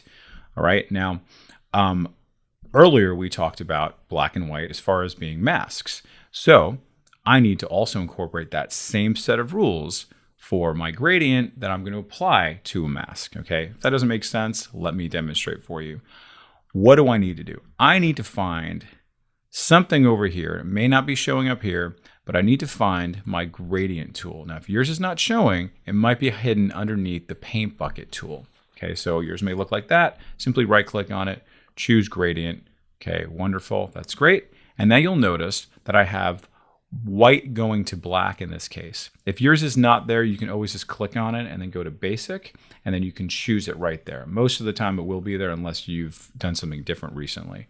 All right, and then also notice I have different types of gradients. Typically you're going to be linear gradient, or you might even be doing a radial gradient, depending on the effect that you want to create. All right, and I'll show you maybe both of those. So let's now do something. I have no idea what. So let's just learn about how the gradient tool works. So if you click and drag going from one corner to the other, you're going to be applying this white to black in that direction and in that distance. So watch what happens now if I click and drag. See what I'm doing? I'm just simply clicking and dragging. I let go. And now, just like that, I've got white to gray to black. And if we take a look down here, you will see exactly what I just did. Okay, earlier we were working with the brush where we were just like dragging, dragging, dragging. Here we have a nice subtle kind of reveal that we didn't have before. And like, maybe you're done. Like, this is great. But I'm not done. I'm not actually very satisfied with this because maybe I want to apply my gradient in a slightly different way. Let's just go to here and let's just see what that does. Oh, that's kind of neat. Let's try this way. What's that going to do? Come over to here. Just depending on where you begin, where you end, how far you go. Maybe you're going to start off the canvas. Okay, pretty neat. You see that? Okay, cool. What am I looking for? I kind of like that. That's kind of cool. So you can really experiment with this. You don't have to undo. You just keep going over and over and over again. Let's just see maybe quickly what the radial gradient does. I do that, and then, oh, I have that kind of effect. Or maybe I go the opposite direction, or maybe I was going to do it right on top of the knocker. Oh, that's kind of cool. I sort of like that maybe the best so far because the knocker is actually the most in focus, but it still brings everything else in line there. Okay, so kind of nice, but just remember where you begin, where you end, and how far you go. That is going to determine what your gradient is going to look like. So if we look at it this time, we'll see over here, it's now got a gradient going from white to gray to black. All right. Now, this could be a poster you're creating. Sure, why not? So this is maybe a poster for the country of Bhutan. Okay, and Bhutan is also very radical, according to this font here. Okay, so, all right, excellent. And there you go. And now you've got a nice little poster. And then maybe I would bring down the opacity a little bit on this. You know, maybe you'd add on a little shadow. Maybe you just do all kinds of cool things to this. Maybe you're even thinking about doing blending modes. Who knows, right? Just play around with it. Okay, that's kind of fun. We learned about blending modes before, and we'll see what we could do here. Some of these work better than others. Maybe with a different color it might work. Just play around with all this, okay? That's kind of neat. All right, kind of subtle. Just bring this up a little bit.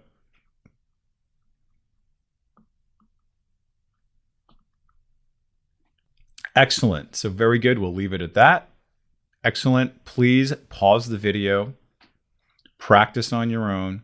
Lots to enjoy here. And just know that everything we're doing here is going to gear you up for other practices with masking, whether it's just going to be replacing erasing, or it's going to be something creative, kind of like this, working with gradient mask.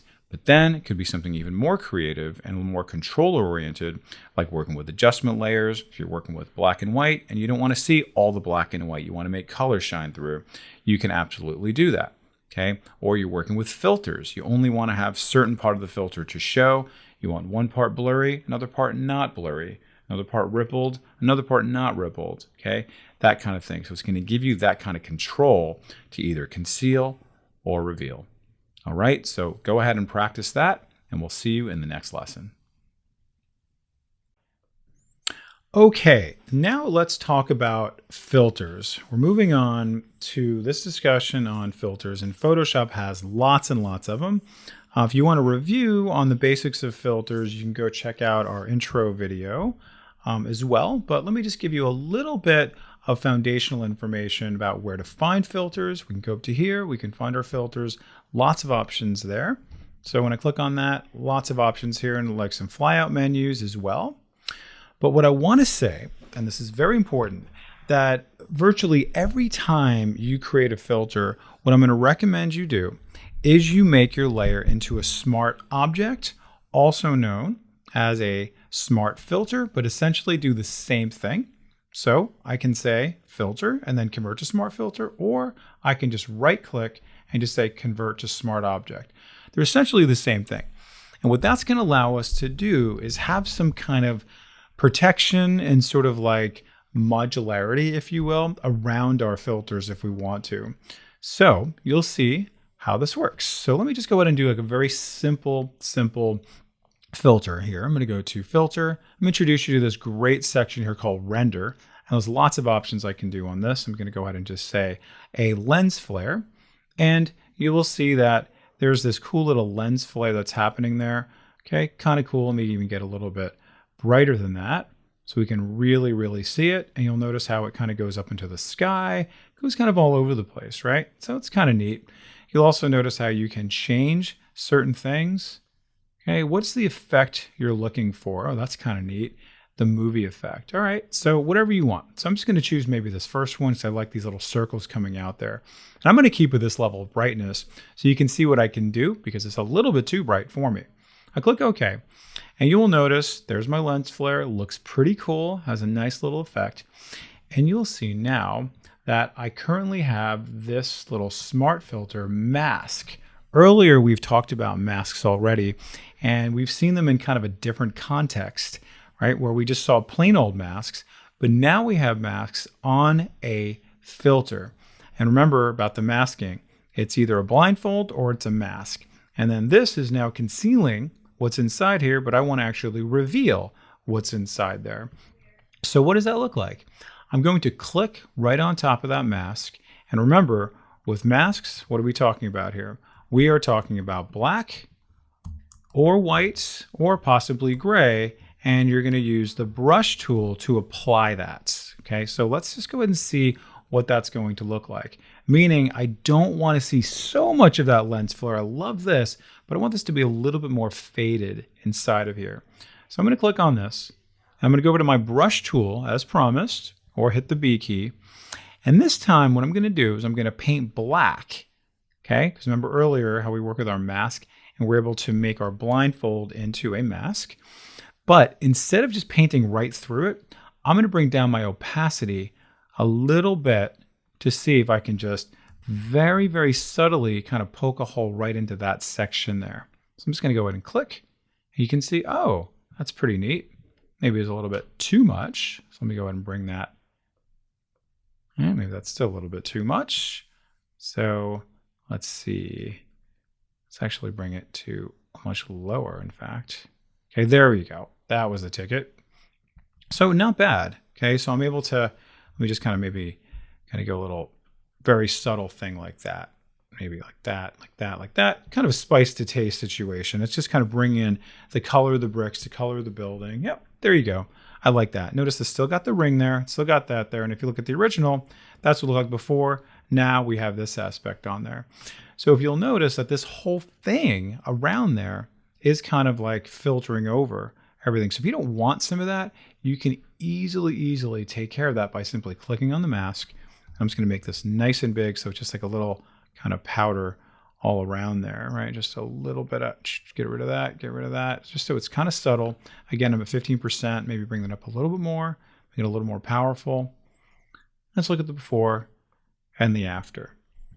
Okay, so this is just one of many types of filters I'm going to show you, but I want you to notice that we can very easily control what our filter is going to be and to what degree by using our masks. Okay. Now you'll also notice that sometimes we're going to have these extra options to be able to control it and also to turn it on and off again. Okay. You'll see that there as well. Okay. So we're going to continue on with some other filters in just a little bit, but pause for a minute, go ahead and practice this very little bit here. And again, don't forget to apply your smart object to your main layer before you apply a filter. All right, go ahead and try that, and we'll be back in the next exercise. Now, continuing on with our discussion on the rendering filter, let's just discuss some other ones that are kind of filters, but not really filters. They just render something for you. So let's look at the frame filter, where it's going to kind of generate kind of a creative set of frames for us with lots and lots of different options. Now, I want to put a frame over this picture, but I do not want to put it on the picture itself. So a nice little tip is to, guess what? Create a new blank layer right on top of it. And that's where my frame is going to go. It's going to give me all the control so it does not get stuck to the image itself. So let me go over here to filter. I'm going to say render. I'll say picture frame. And when I get here, you're going to see here's a little preview of maybe the last one that I chose. And there's lots and lots of options here. You can see here is what frame you want and all the colors, the margins, right? All these settings here. And these are going to be very much spiced to taste. So you can just kind of pick and choose from all of these, go to town with them. So let's just go to romance, see how much that changes. Okay, let's go to eyelash. Very intriguing. Okay, what are those going to be? And I can guarantee you they're going to look a lot better than this rendering is. So just be patient with it. So I'm going to come back to bush. And then I can change all these things here. Vine color, you can't really see the vine, so I'm not going to spend a ton of time on that.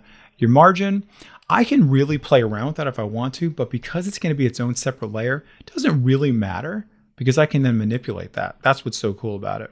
The size, we'll be able to see what the size is going to do, right? Pretty much what you think it's going to do. Makes the whole thing just grow kind of out from the center. My arrangement, right? That just kind of randomizes things a little bit. Let's just kind of go a little crazy. See what that does. Kind of a little bushier, a little more symmetrical, right? Okay, so interesting. All right, and then we also have our flowers and our leaves, and you just really just experiment with those. But I really want you to see what our options are going to be. So the flowers should be there in the front, and the leaves are going to be there in the back. Notice there's the color of them. All right, so let's just say I want to do something kind of lavendery. All right, that's kind of nice. You'll see that these guys get nice and lavendery. Okay, pretty cool. And I can change the size of that if I like to as well. So that'll make those grow. All right, and then also here's my leaf color. I'll just keep that just like that for the sake of this exercise. Keep these exactly as they are. And I'll go over here to advanced, and you can just really play around with these, like my angle and then the fade. My experience doesn't really do a ton, but you'll see this invert is kind of interesting. What do you want it to do, right? See how it kind of like inverts it, a little more kind of like hard angle versus a little bit more of a soft edge. Like how framey do you want it to be? Okay, I'm just going to actually uncheck that. And now I'm ready to go. I'm going to click OK, and let's just see what it does. And remember, I'm on a new layer all by itself, so it is not on the pixels themselves, and I can move this around independently. It's really cool. And guess what? I can resize this independently. I can even decide to, I wouldn't delete, I would mask out some of this in case I change my mind, right? We've been talking about mask. So maybe I want to do that. Maybe I want to bring down the opacity a little bit. And you see, I can totally control all that. And then maybe some of you are thinking, well, you know what? I want to change the whole color. So I could actually come back to my filter and make some changes to it. If you want to do that, go back and then go back to your picture frame. But also, guess what? Because it's its own layer, maybe you want to go even further and go to effects. And then you just want to play around with the color overlay. Maybe you want to do a whole completely different look on this, right, on top of what we've already got. So if we go to, like, let's say color overlay, notice how that changes just like that. And let's just go to red, but then I bring this down a little bit. I can play around with the colors in that way. And then guess what? Here's blend modes all over again. If you've been following along so far, you've heard us talk about blend modes quite a bit. So let's just see different kind of things now we can do. Ooh, that's kind of cool. Color burn with that. How could I have gotten that otherwise? Now I'm able to really get some pretty dramatic, very creative effects that I wasn't able to get otherwise. So I click on that and like, boy, am I happy. That is so cool at the end of it all. Okay, and again, I can get rid of this if I want to, and I can do so much with it because it's on its own layer. Okay, so go ahead and practice that. When we come back, we're going to do one more rendering exercise, and that's going to be with creating trees. Okay, so let's talk about rendering trees. And this is a pretty extraordinary thing, again, how Photoshop just gives you a nice little gift. I have a blank transparent layer ready to now render some trees. So I go over here to Filter. I'm going to say Render. I'm going to say Tree. Fantastic, that's great.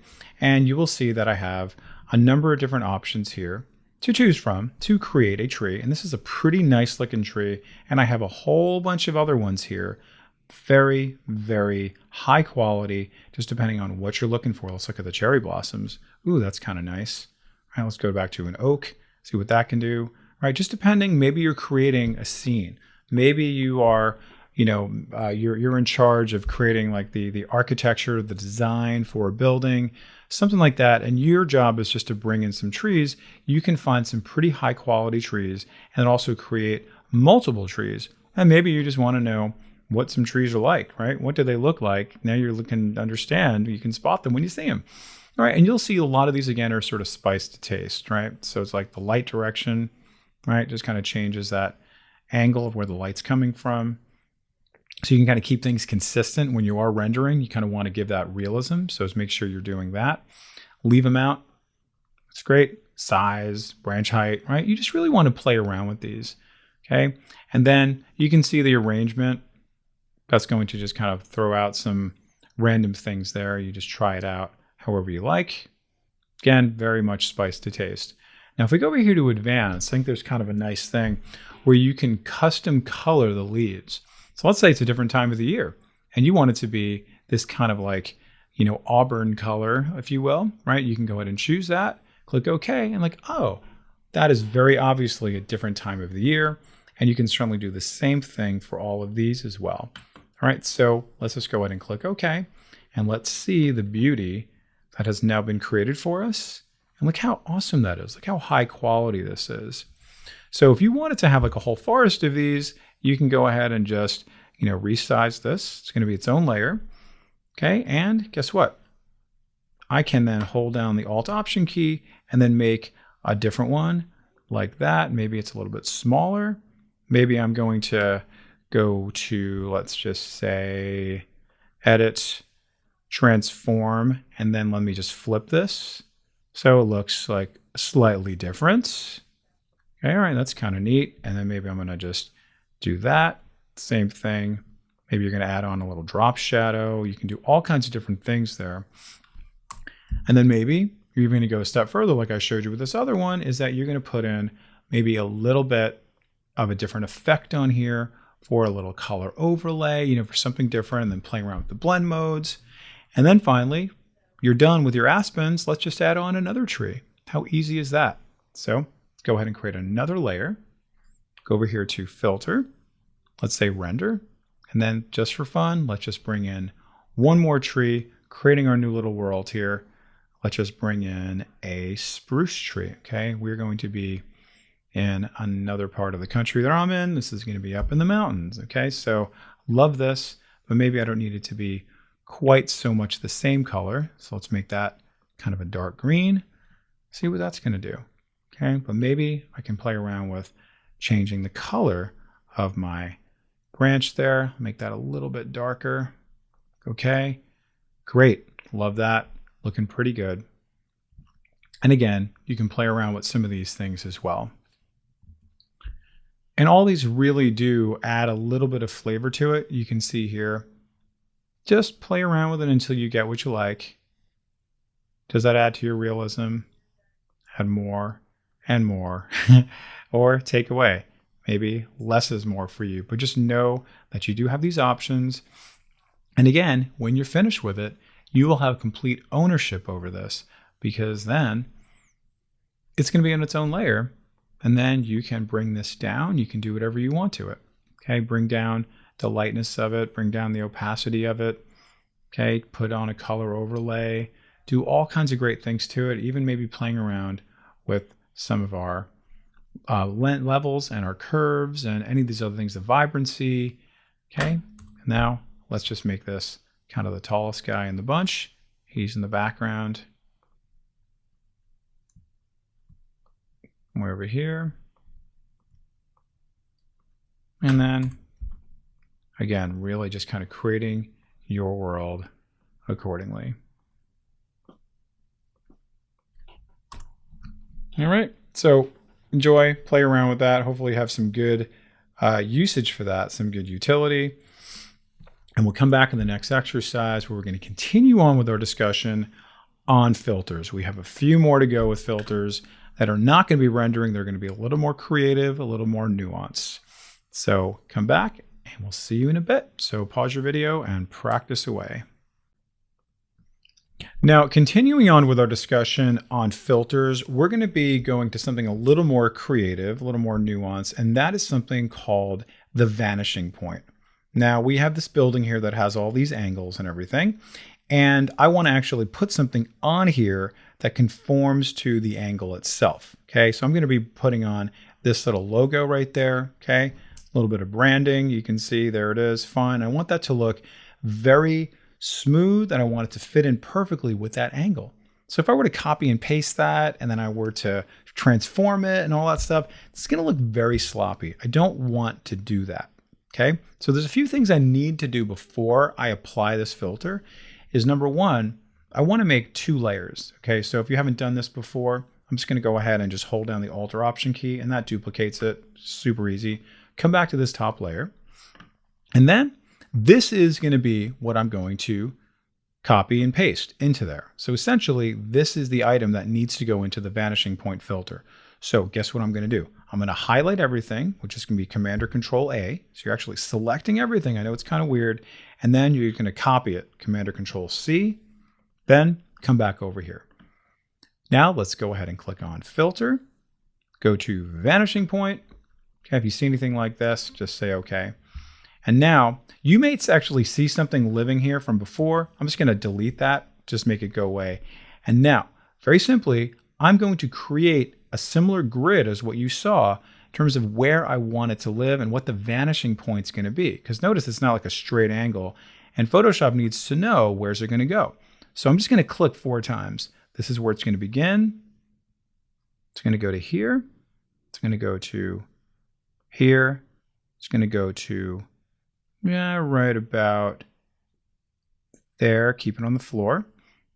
And just note, if you don't do a good job, you can always bring it in if you want to, this way, that way. You can absolutely play around with that a little bit more up here if you want to tuck that in, for sure.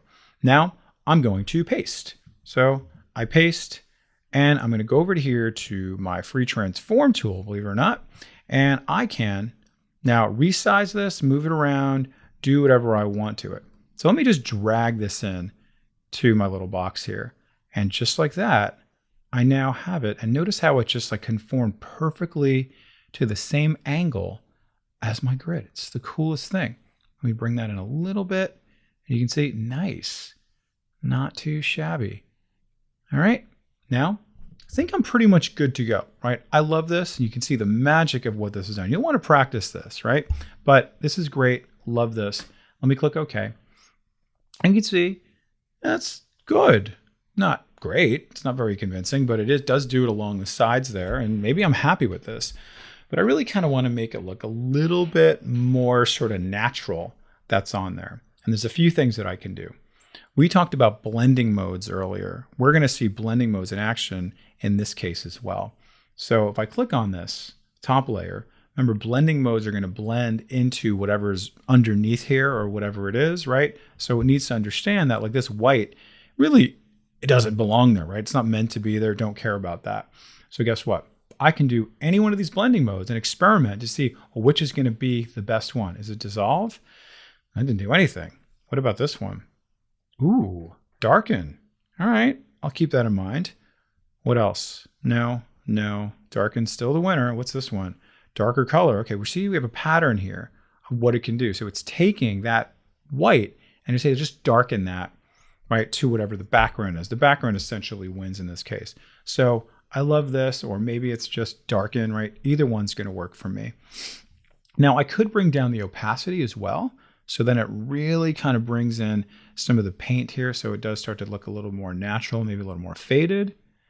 And then the last thing I'm going to do is make it so these windows are not, in fact, part of the paint, right? So it's like, oh, that actually looks cool, but it doesn't look very realistic, okay?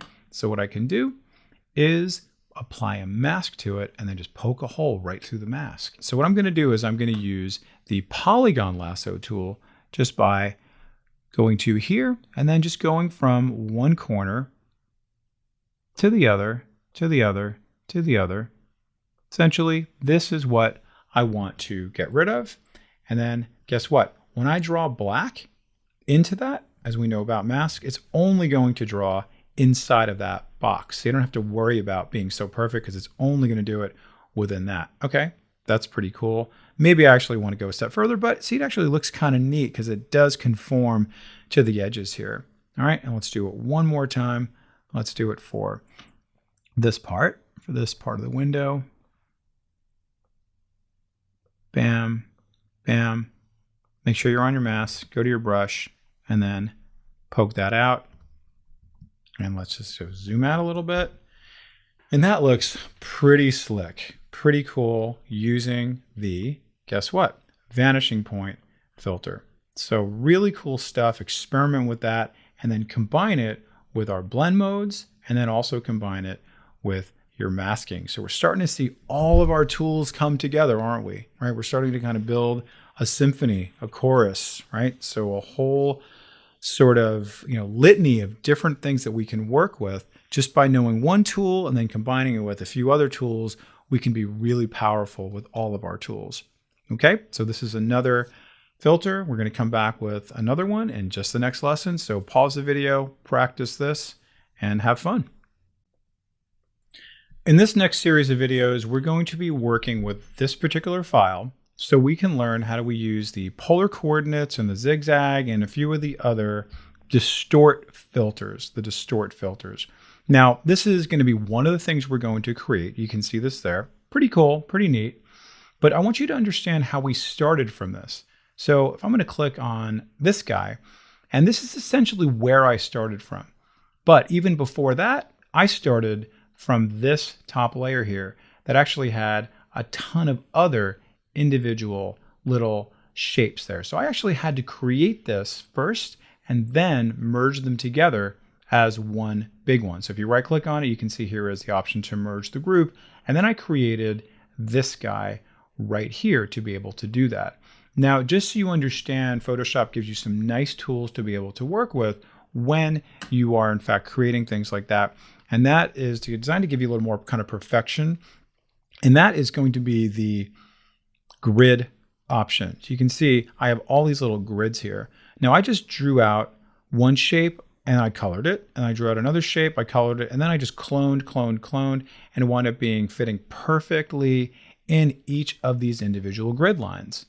Okay, so you can see also I have the option to snap to the grid line. So that made it much, much easier to create something like this. So for the purpose of this exercise, I just made it easy for you so you have access and ready to go. So we're not going to use this top one.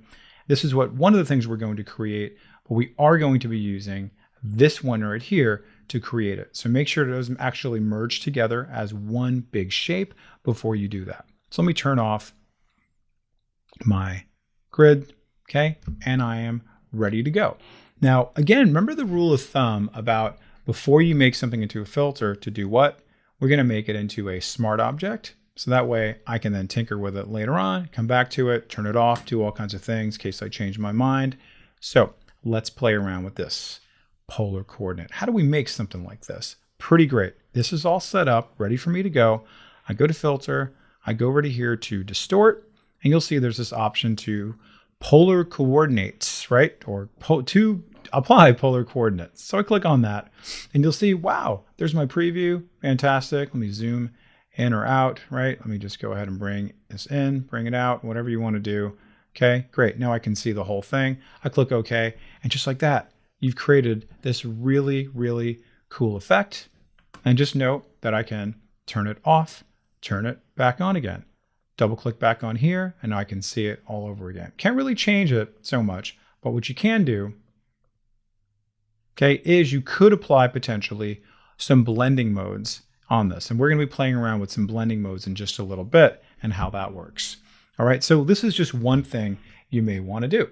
Now, I love this and I want to continue doing some more on this. So I'm going to go ahead and clone this, and selecting this same shape, I'm going to go back to filter.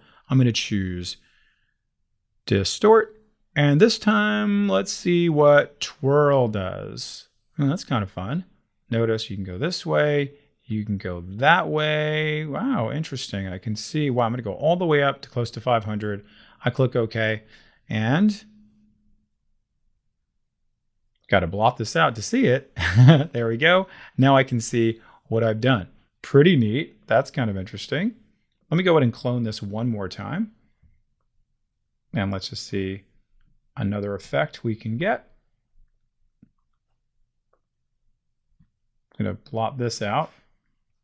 Come back to here. I'm going to apply another filter to this. Let's do distort.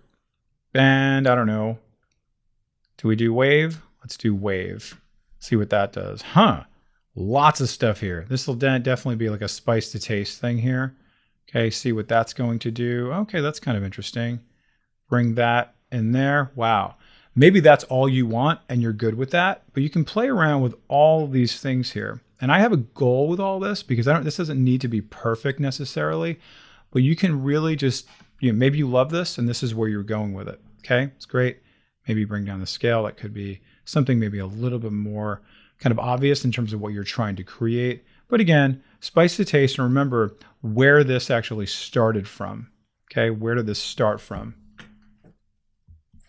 Okay, so I'm going to click OK. Just say I'm good with this. Click OK. And that's great. And I love this. All right, fantastic. Now let's see what we can do where we just start going a little bit more kind of crazy with this using, guess what? Our blend modes. So I'm going to click on this, and I'm going to put a blend mode on this particular one that I first created. Actually, let's do it on this one that I have here. Let's have this one, and let's have that one. I'm going to bring this guy up on top. Just tear this out so I can see the whole thing. That's better. And now let's just see what happens when I blend these together. So I'm going to say dissolve, not so much. Whoa, darken. Where did that come from? Oh my God. Okay, but oh my goodness. Whoa, lighten. What did that do? Whoa, that is so cool. All right, you know what? I love that. See what I did there with screen. Okay, screen is kind of a lightning blend mode. And by the way, for blend modes, there's in the courseware, there's a little description of blend modes. But now let's do another one. Whoa, I just added a blend mode to the layer that was below the other layer I just did it to. And then we'll just see, what does that do? Oh man, I can do so much with this. Holy cow. Now, just by virtue of the fact I created these three independent distort filters, I'm now able to create something very different. Okay, and then maybe for some of you, you're going to say, well, I also want another color here.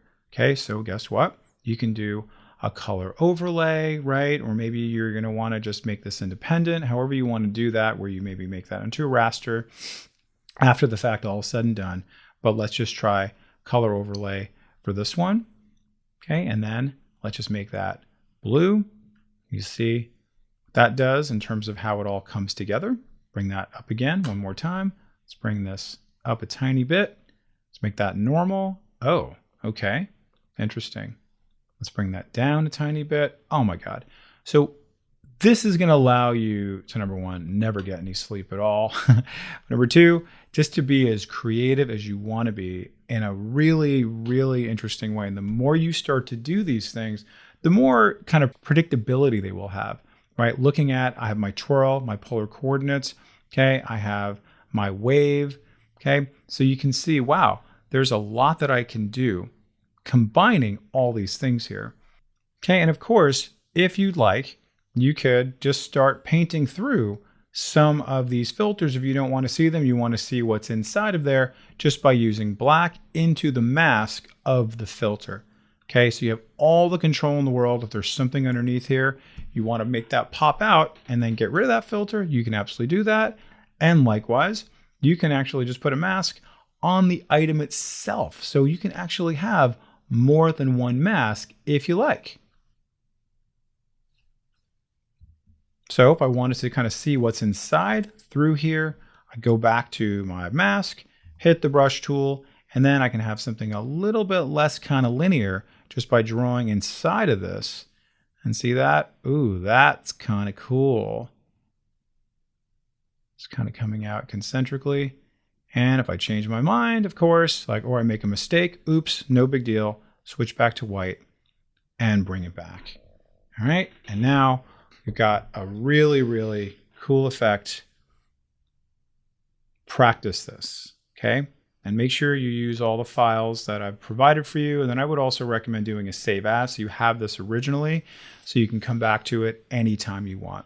All right, so have fun with this, practice it, pause the video, and we'll come back with another filter for you to work with. Now, in this exercise, we are going to learn how to create something like this. And this is known as a displacement map, but we're also combining a number of different other things like a pinch filter. We're also working with a number of different layer adjustments and a few other elements here. All right, working with opacity, etc. Now, this is a slightly complicated process. That's why I saved it towards the end. So you'll want to watch this again and again. Definitely take some notes on it. All right, so this is going to be a slightly sort of numerous set of things here. All right, so what we need to do first of all is to create what we call our displacement map based off of our initial image. So the first thing we're going to do is go to our first image, and we're going to duplicate this image by right-clicking on it, and then we're going to make a new image out of this, right? Sorry, a new document out of this image. Okay, so I'm just going to go ahead and type this out and just call this displacement map, right? That's it. Just calling it that. And then I click OK. And now this is now its own separate thing. Now, once I do that, I'm going to put a blur on this. Okay, that's part of my displacement map. So go over here to filter, go to blur, and very simply, we're going to say Gaussian blur, and you can make it anywhere between maybe 1 and 3, something like that, just so it's a little bit blurry. Okay, so it just kind of has like the semblance of it. Okay, so I'm going to click OK. Then I'm going to make this black and white. Go over here to my little adjustment layer here, go to black and white, and then usually default settings should be fine. And then make sure to save this. So file, save, or just do whatever you want to do here. And then now that's saved, and you're going to save that for later on. So I'm going to close this now, and you're going to see where that's going to come into effect. Now, let's come back to our original image. And again, remember what our goal is here. We're going to go ahead and put something like this on her face, but we're going to make it look very kind of realistic. So how do we do that? I'm going to go to my image here that I have set up. You should have access to this as well. And this is now a smart object. Very important, this is a smart object. And what I'm going to do is I'm going to bring this image that I have here by using my move tool over this tab, and then bring this back down over here and have that ready to go, and just kind of bring it in so it's kind of like over her face a little bit, and then maybe bring it in, just so it's kind of more or less the shape of her face. Of course, you can move this later on, but see, it's nice and centered there. Do whatever you got to do. Bring that in. Okay. Great. Now, what I'm going to do next, let's just go ahead and just center it that way. All right, and commit to that. And let's just bring down the opacity a smidge so we can kind of see what our sort of goal is going to be. Now let's apply our first filter on this. And remember, this is a smart object, so it's not going to be destructive. I'm going to go to filter, go to distort, and I'm going to say pinch, And the pinching basically implies that there's going to be like a little bit of her nose there. So we want to kind of have a little bit of a lump, how that's going to go. So I'm going to maybe bring mine down to like maybe -20 or so. Click OK. And you can see it's starting to kind of like swell up a little bit where her nose is. So it kind of like makes that kind of go up a little bit to where the bridge is.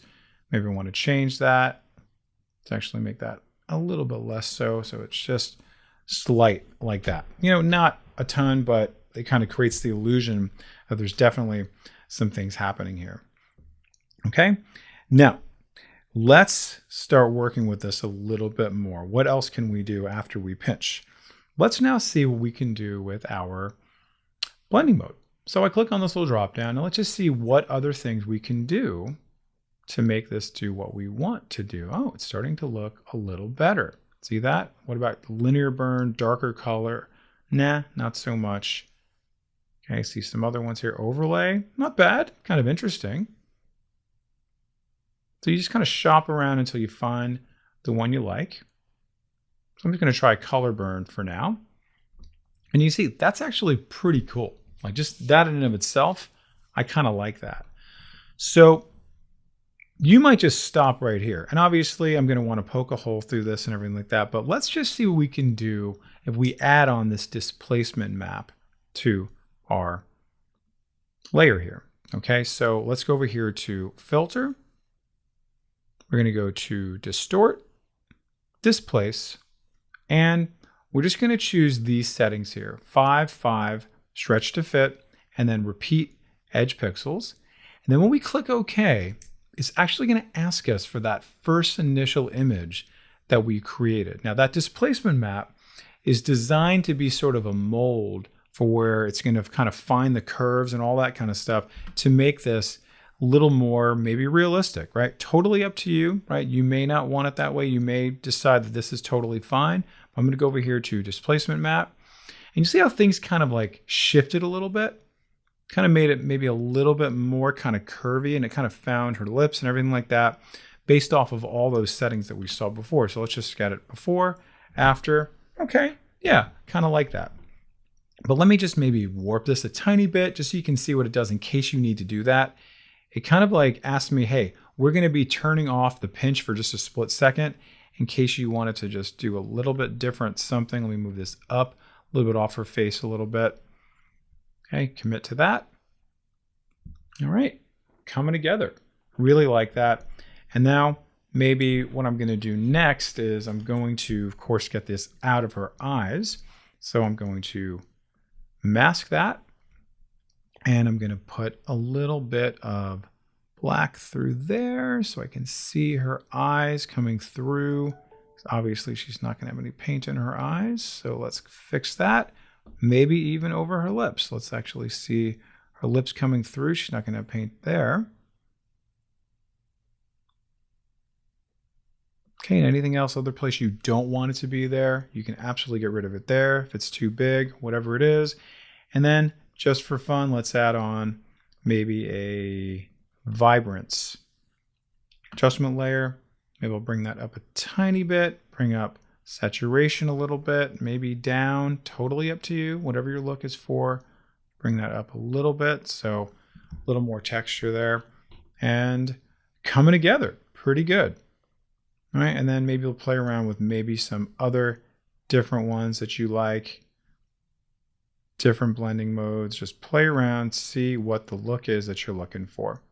All right, so keep that as is.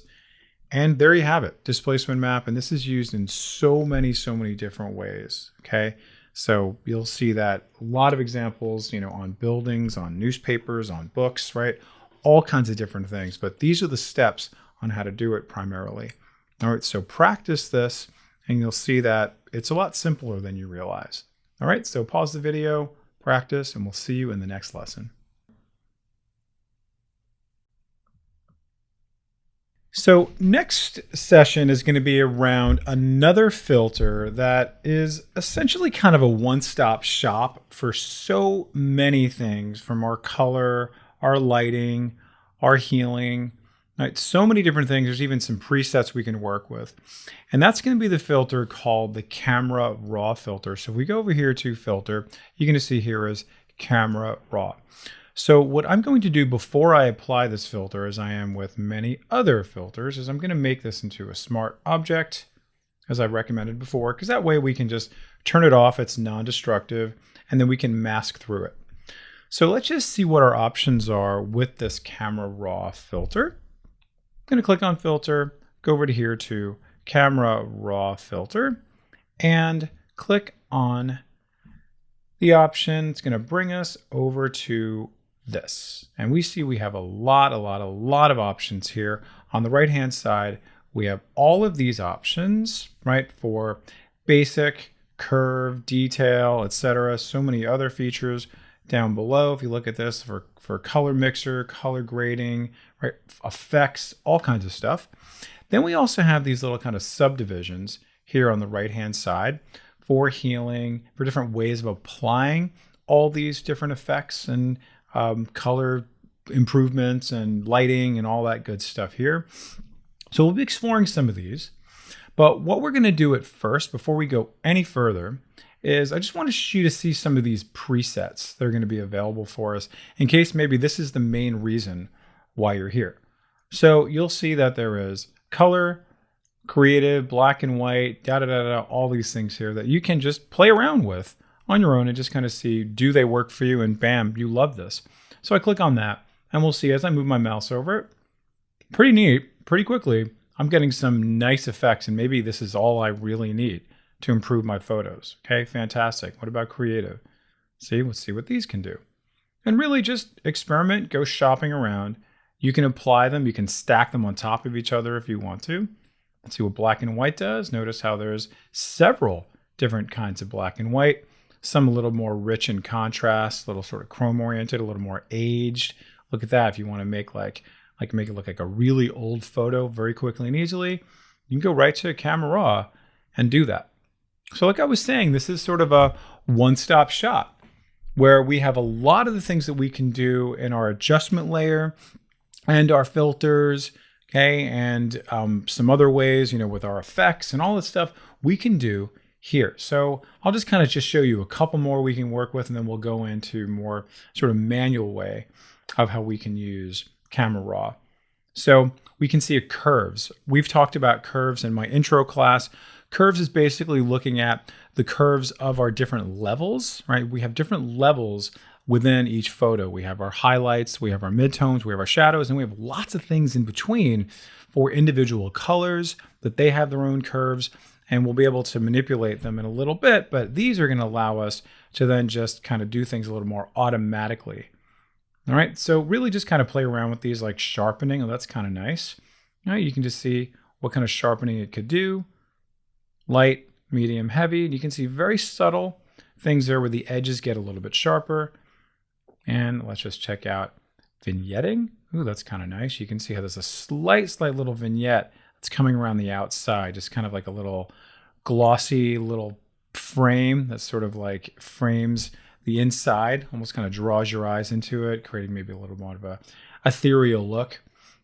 Okay, so really come back and play with these. You'll see that there's a lot you can explore and really save some time. So maybe this is all you do when you're working in your Camera Raw filter and you're good to go and you're happy, right? And then you leave here feeling like, okay, I did something pretty good, pretty creative, pretty quality, and my photo looks amazing.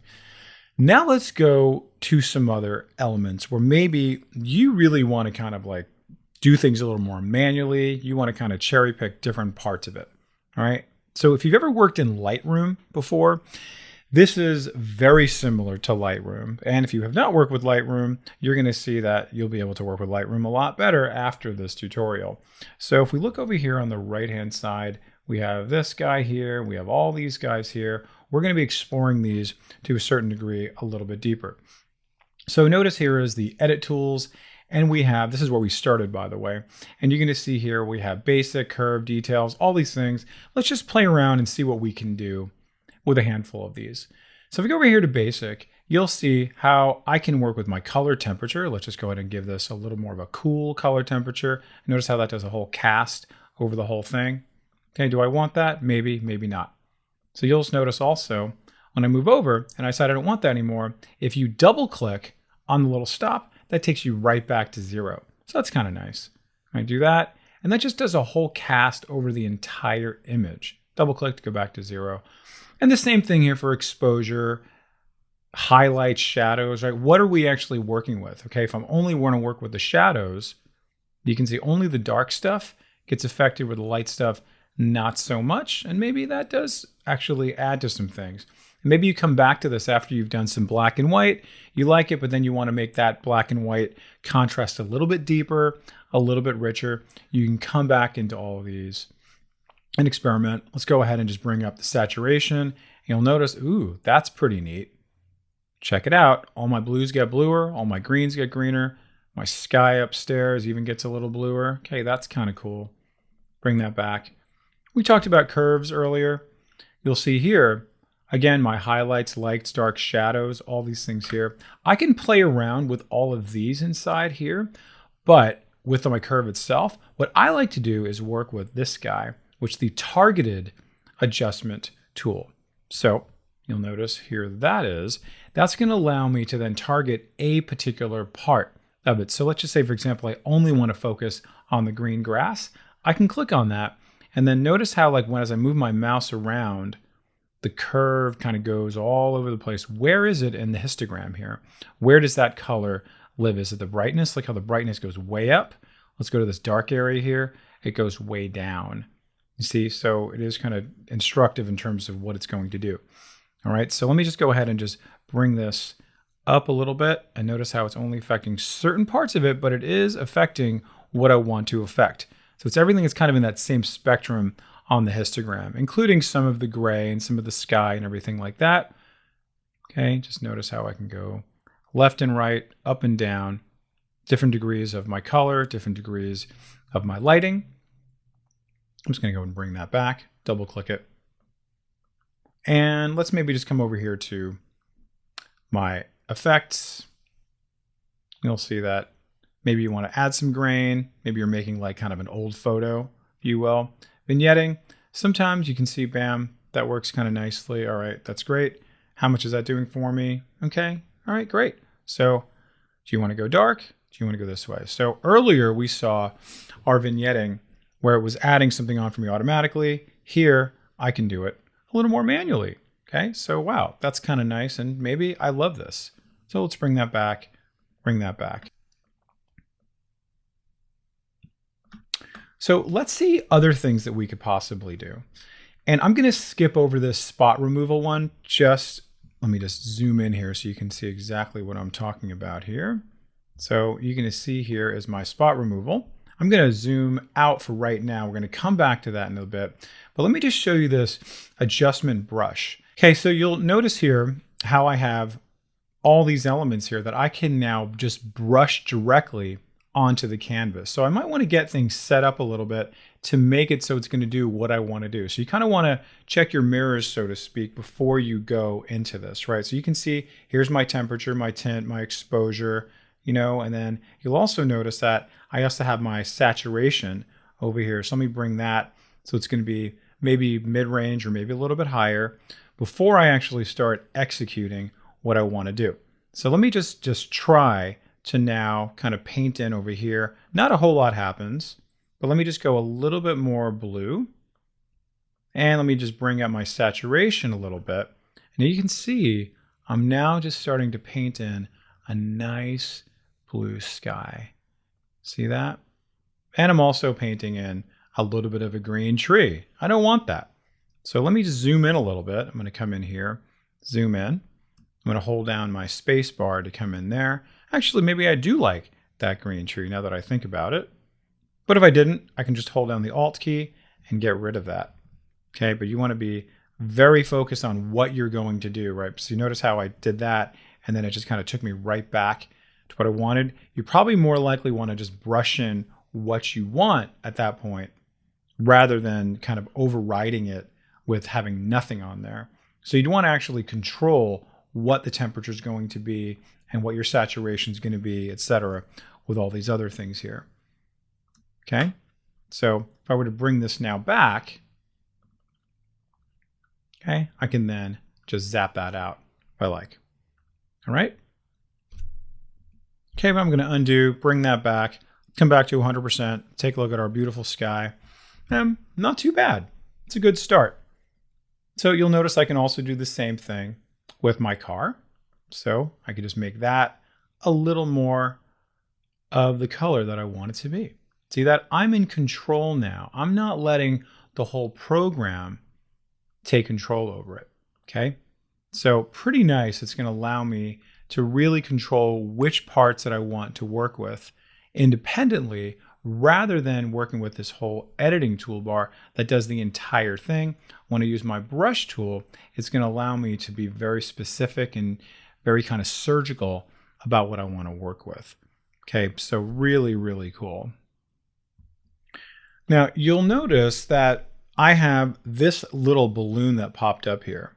Okay, that is all related to these individual parts that I can create, that I can have control over, individual parts to say, listen, this is going to be separate from this is going to be separate from this is going to be separated from that. So if I were now to just simply click down here, I'm now going to get a new balloon, if you will, and then whatever is activated at that point will then get affected separate from the rest. Okay, so notice how that is getting a little bit greener, temperature, and let's bring up my saturation so we can see, kind of loses a little bit of saturation, gets a little saturation, but nothing else gets affected, okay, because this part is separate from this, to separate from this, separate from this, okay? So I only have two parts here, and again, if I wanted to go directly on my car, I can focus on that. If I want to go directly on my tree, I could then say, hey, let's create a new adjustment layer, and then bam, that's now separate. So each of these things can be all independent of each other as you're applying all of these individual effects on color and light, shadows, levels, all this good stuff here. Okay, so really, really neat. And if you're done with one of them, just simply click on it, hit the delete key, and it goes away, right? So no more power for that. Now, sometimes you might want to work with a slightly different style, which is this graduated filter, okay? And that's actually pretty good for skies. We're not going to do it here, but you're going to see here, this is going to give us an option to actually just say, hey, listen, I want whatever I'm going to do to affect from here to here as almost like a gradient, if you will. So let me just bring this up a little bit, and then here's my saturation. It's super, super high. And now if I just click and drag, now notice what I'm doing here. See that? So I can even make it go like that way, right? So it's kind of a neat thing. And then since this is live and active, I can then bring that up. I can bring this down, manipulate this, come back over to here, and even have control over what I can delete as well. So I can go over here to this little eraser option, and I can choose that and say, hey, listen, I don't want that as part of this, so I can control how much of that wave is going to go. And I can also come back and just be a little more specific using this guy here with my brush. So it's a combination of the last thing we did, but I'm actually using the gradient to do this, but then I'm adding it in here to this if I like. And again, let me just see if I can remove that. Okay, pretty cool. So it's really all about control over how you're working with these things here. So I'll come back to this and then manipulate this however I want. And then I can make some changes to it so you can really, really see it. And then maybe come over to here, erase some of that. So wow, not bad. So really neat stuff. This is all about all the control you want. I mean, some of you, once you learn about working with Camera Raw, and you can see all of the different sort of elements and sub-elements in here, you really never go back, because this is, again, a one-stop shop. I mean, this is really kind of amazing how they have everything in one place that you might want to work with. All right, now, Why might not you want to do this? I mean, for me, if I'm going to be working on my levels and curves and my black and white, and then I want my saturation, I might want to just have those on independent adjustment layers to be able to do that independently in the non-camera raw. So it's really up to you. You have that kind of control. This is like, hey, I'm just working on this canvas right here. And you can always come back to this anytime, whenever you like. So there's kind of pros and cons, or it's really up to your own personal style and comfort level. So let me just go ahead and say okay for right now. Imagine, okay, there I am. There's my new image.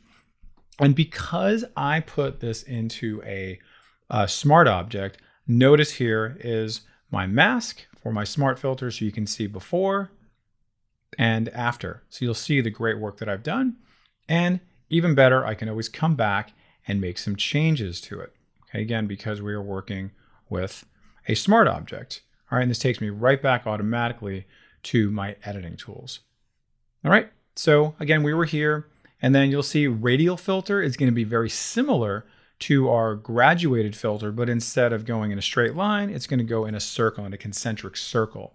All right, here's the red eye removal tool if you want to work with that. The presets we already worked with.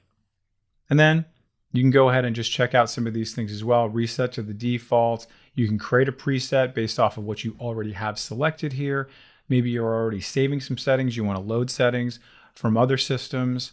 All right, so lots and lots of control here. So really experiment with this. Okay, this is really kind of beyond, spice to taste, because like you have this whole cook's kitchen of all the things that you can do with this.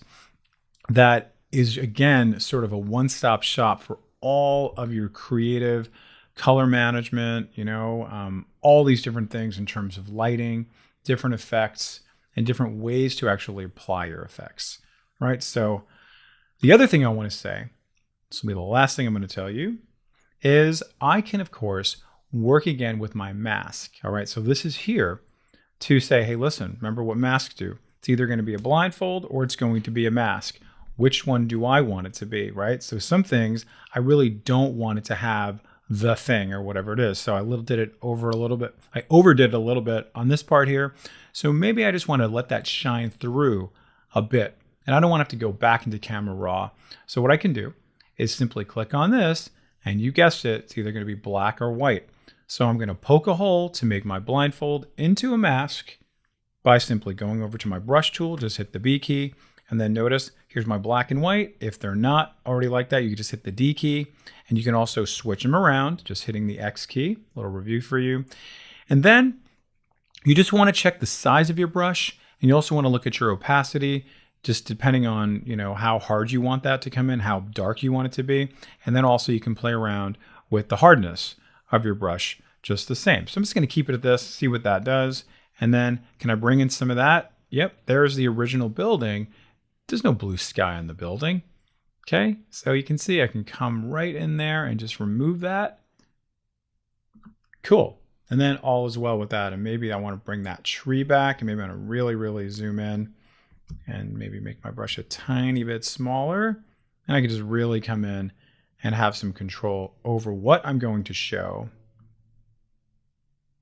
See that? And of course I would zoom in. I would kind of get rid of some of those little white spots and take care of it accordingly. But you can see what I'm doing here. Again, the power of masks on almost every advanced level here we can work with. All right, that looks a little bit junky, but you know what to do. I would just switch that back to, guess what? White, just by hitting the X key, and then bring that back. No big deal. Okay, non-destructive. Awesome. Okay, so pause the video, practice this. Find a photo that you love, or that you want to improve upon, anything. And really see what you can do to make it look this much better using the Camera Raw filter. All right, enjoy, and we'll see you soon. Okay, so who is ready for some action? In this lesson, we're going to talk about actions. All right, so if you don't have actions, let's see how we can open them up. Click over here to Window, go over here to our Actions panel, and we will see a whole bunch of stuff pop up here. What is this that we're seeing here? This is essentially Photoshop offering to us a whole series of pre-recorded steps to finally execute something that we might want to do. Like, for example, Photoshop has recorded all of the steps for a vignette, for a wood frame, to cast a shadow, right? All kinds of other kind of interesting things here. So therefore, we can just save all of those steps and execute it. These have been pre-recorded, and then we can simply run them. Okay, so if we take a look at what are some of the things that have been saved and pre-recorded, we can open these up. We'll see, okay, for example, my cast shadow, which is, notice, is only going to be for type, or it's going to be good for type, that is, probably the best, but you can try it out for other ones for sure. Other ones that have to be for a layer, some of them you want to have a selection like the marquee, or working with a lasso tool, etc. And notice how we have these little triangles there to open it up to see what in fact those steps are that have been saved and what will be able to be executed. So if I click on, let's say, the cast shadow, open that up, and like, oh wow, Photoshop has really saved a lot of steps for me to be able to execute. And you'll see there's even kind of little sub parameters within all of this. Okay, that's great. I can collapse that. Go over to here. Oh, it's going to fill it in gray. Okay, Gaussian blur. Oh, radius. Oh my God. So just think about all the things that it can save you. Now, this is what Photoshop has actually done for me. In a little bit, I'm going to run it, and you're going to see one of these things in, you get it, action, right? And you're also going to see how we can record our own actions, because sometimes we're not going to use any of these, right? Don't care about those, but thanks anyway. So let's just see it in, wait for it, action. So I want to do like this kind of water reflection effect on this, okay? So, and you can see again what's inside of that. It's going to do a zillion different things here. Oh my God, wow, I can never do all that. So, and nor do I have the time to do it. So notice here it says type here, right? You can see I have this, and then it's going to be really good for type. And also notice how I have this as a type layer. All right, so that's going to be a good candidate for me to work on. Make sure that your type layer is in fact selected. Click on my action, and then guess what I'm going to do? I'm just going to hit the play button, right? You've probably seen this before. Any of you who are still working with DVDs or maybe on your players of any sorts, click on that and then watch the magic happen.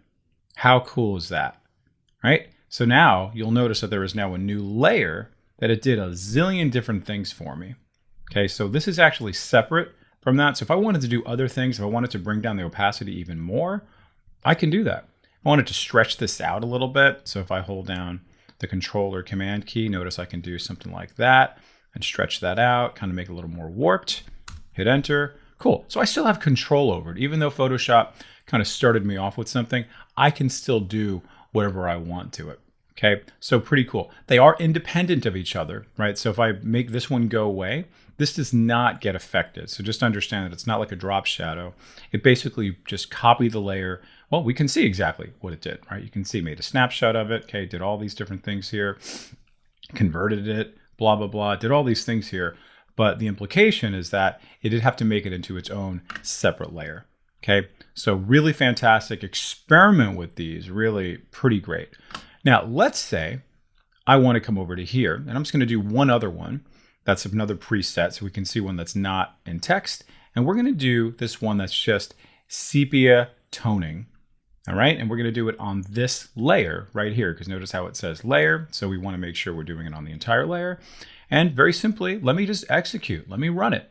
So go over to here to my play button, and ooh, very cool. I like that a lot. And you will see that not only that now, I'm able to see that I actually get an adjustment layer that I can play around with. Let me make this a little bit wider. Get very, very sneaky there, okay? And it's done a whole bunch of other things as well. Okay, you can see, there it is, and it's done hue saturation. It's like, wow, I don't even know what it did, but guess what? I can come back and I can edit it just by double clicking on this, going to my properties panel, and I can see, okay, cool. There's some interesting things there. I can play around with it if I want to, right? Maybe bring up the saturation a little bit, do all kinds of different things. But Photoshop has given me a starter on what I'd like to do. All right, so two very good examples to help you save a lot of time as you are making some pretty cool creative stuff. Okay, so let's see what we can do on our own. So I'm going to just do something on my own, like I'm just going to put maybe a stroke around this and maybe do like an inner shadow. Who knows, right? I'm just going to keep it nice and simple. But essentially, whatever I'm going to do right now, I'm going to have Photoshop record it as an action. So therefore, I can then apply it later on to something else. Okay, so how do I do that? You'll notice here is a nice little plus sign, right, for doing new stuff. So I click on that. And it's asking me, okay, what do you want to call this? And I'm just going to call this text, stroke, and then inner shadow. Okay, that's what I'm going to do.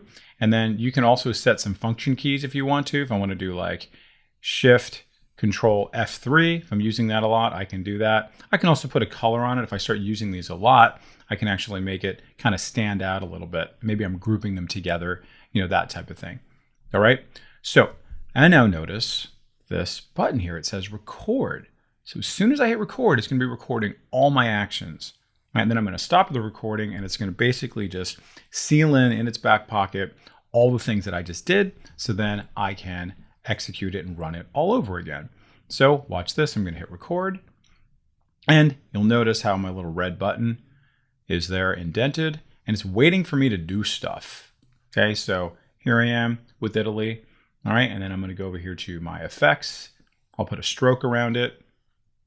And then, okay, great. I can do that. Maybe I like that. Maybe I want to do it a little bit more subtle. Okay, it's starting to look a little bit like a Italian horror film. Okay, cool. I like that.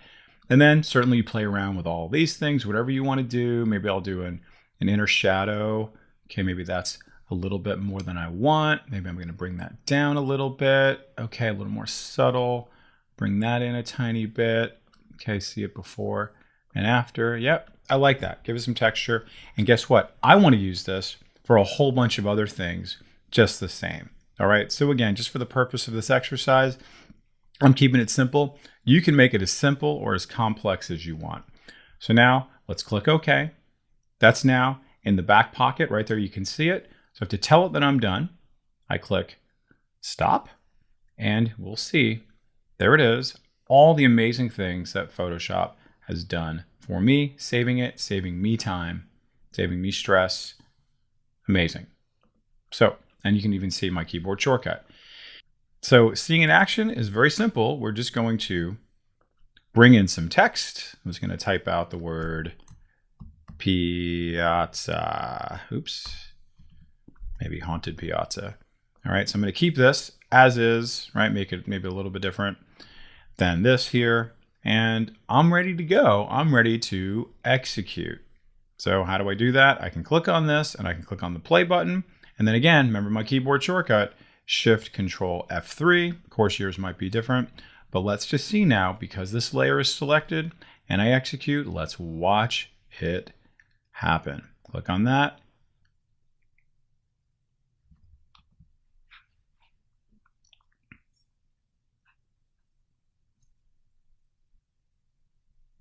Okay, so that didn't go well, so I need to interrupt my thought here. So before I actually execute, right, now that I've typed out all my text, I need to make sure it is actually outside of this layer here, because if I execute now, it's going to take in this hue saturation, right, of what I did before. So let me just bring that up to the top. That's great. Now it's all ready to go. So where it actually ends up is, of course, up to you where your layers go. So, of course, always keep an eye on your layers. This is going to end up on top away from my adjustment layer because I do not want everything to be in black and white, of course, because I want it to look exactly like this. So now let's see it in, wait for it, action. All right, and again, I can then execute my keyboard shortcut if I want to, Shift Control F3. Yours might be different, totally up to you. But I'm going to just click on this little button and let's see it in action. Go. Nice. That took like a nanosecond to execute. Do that, and yours could be done in however capacity you want, whatever your creative imagination dictates for you. And maybe it's just the same thing you do over and over and over again 50 times a day. It doesn't even have to be creative. It's just something technical, but you keep having to do that, like resizing things. Could be as simple as drop shadows, whatever it is, give it a shot, record yourself doing it, save it, and then execute over and over and over again. All right. We'll see you in the next lesson. Please go ahead and pause the video and practice this, and love to see some of your comments to see how you're using actions.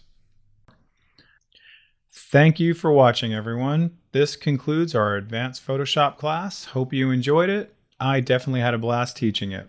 We covered a lot in this class. We discussed layer comps, blend modes, a ton of filters, gradient masks, camera raw, how to create 3D text, how to work with Photoshop actions, and so much more. And remember, you have the exercise files to practice on, and of course, please come back and watch this video as many times as you like. And please check out our other videos on additional Adobe programs, MS Office, and a lot more. Thank you again, and keep on learning. Thanks for watching. Don't forget we also offer live classes in Office applications, professional development, and private training. Visit Learnit.com for more details. Please remember to like and subscribe, and let us know your thoughts in the comments. Thank you for choosing Learnit.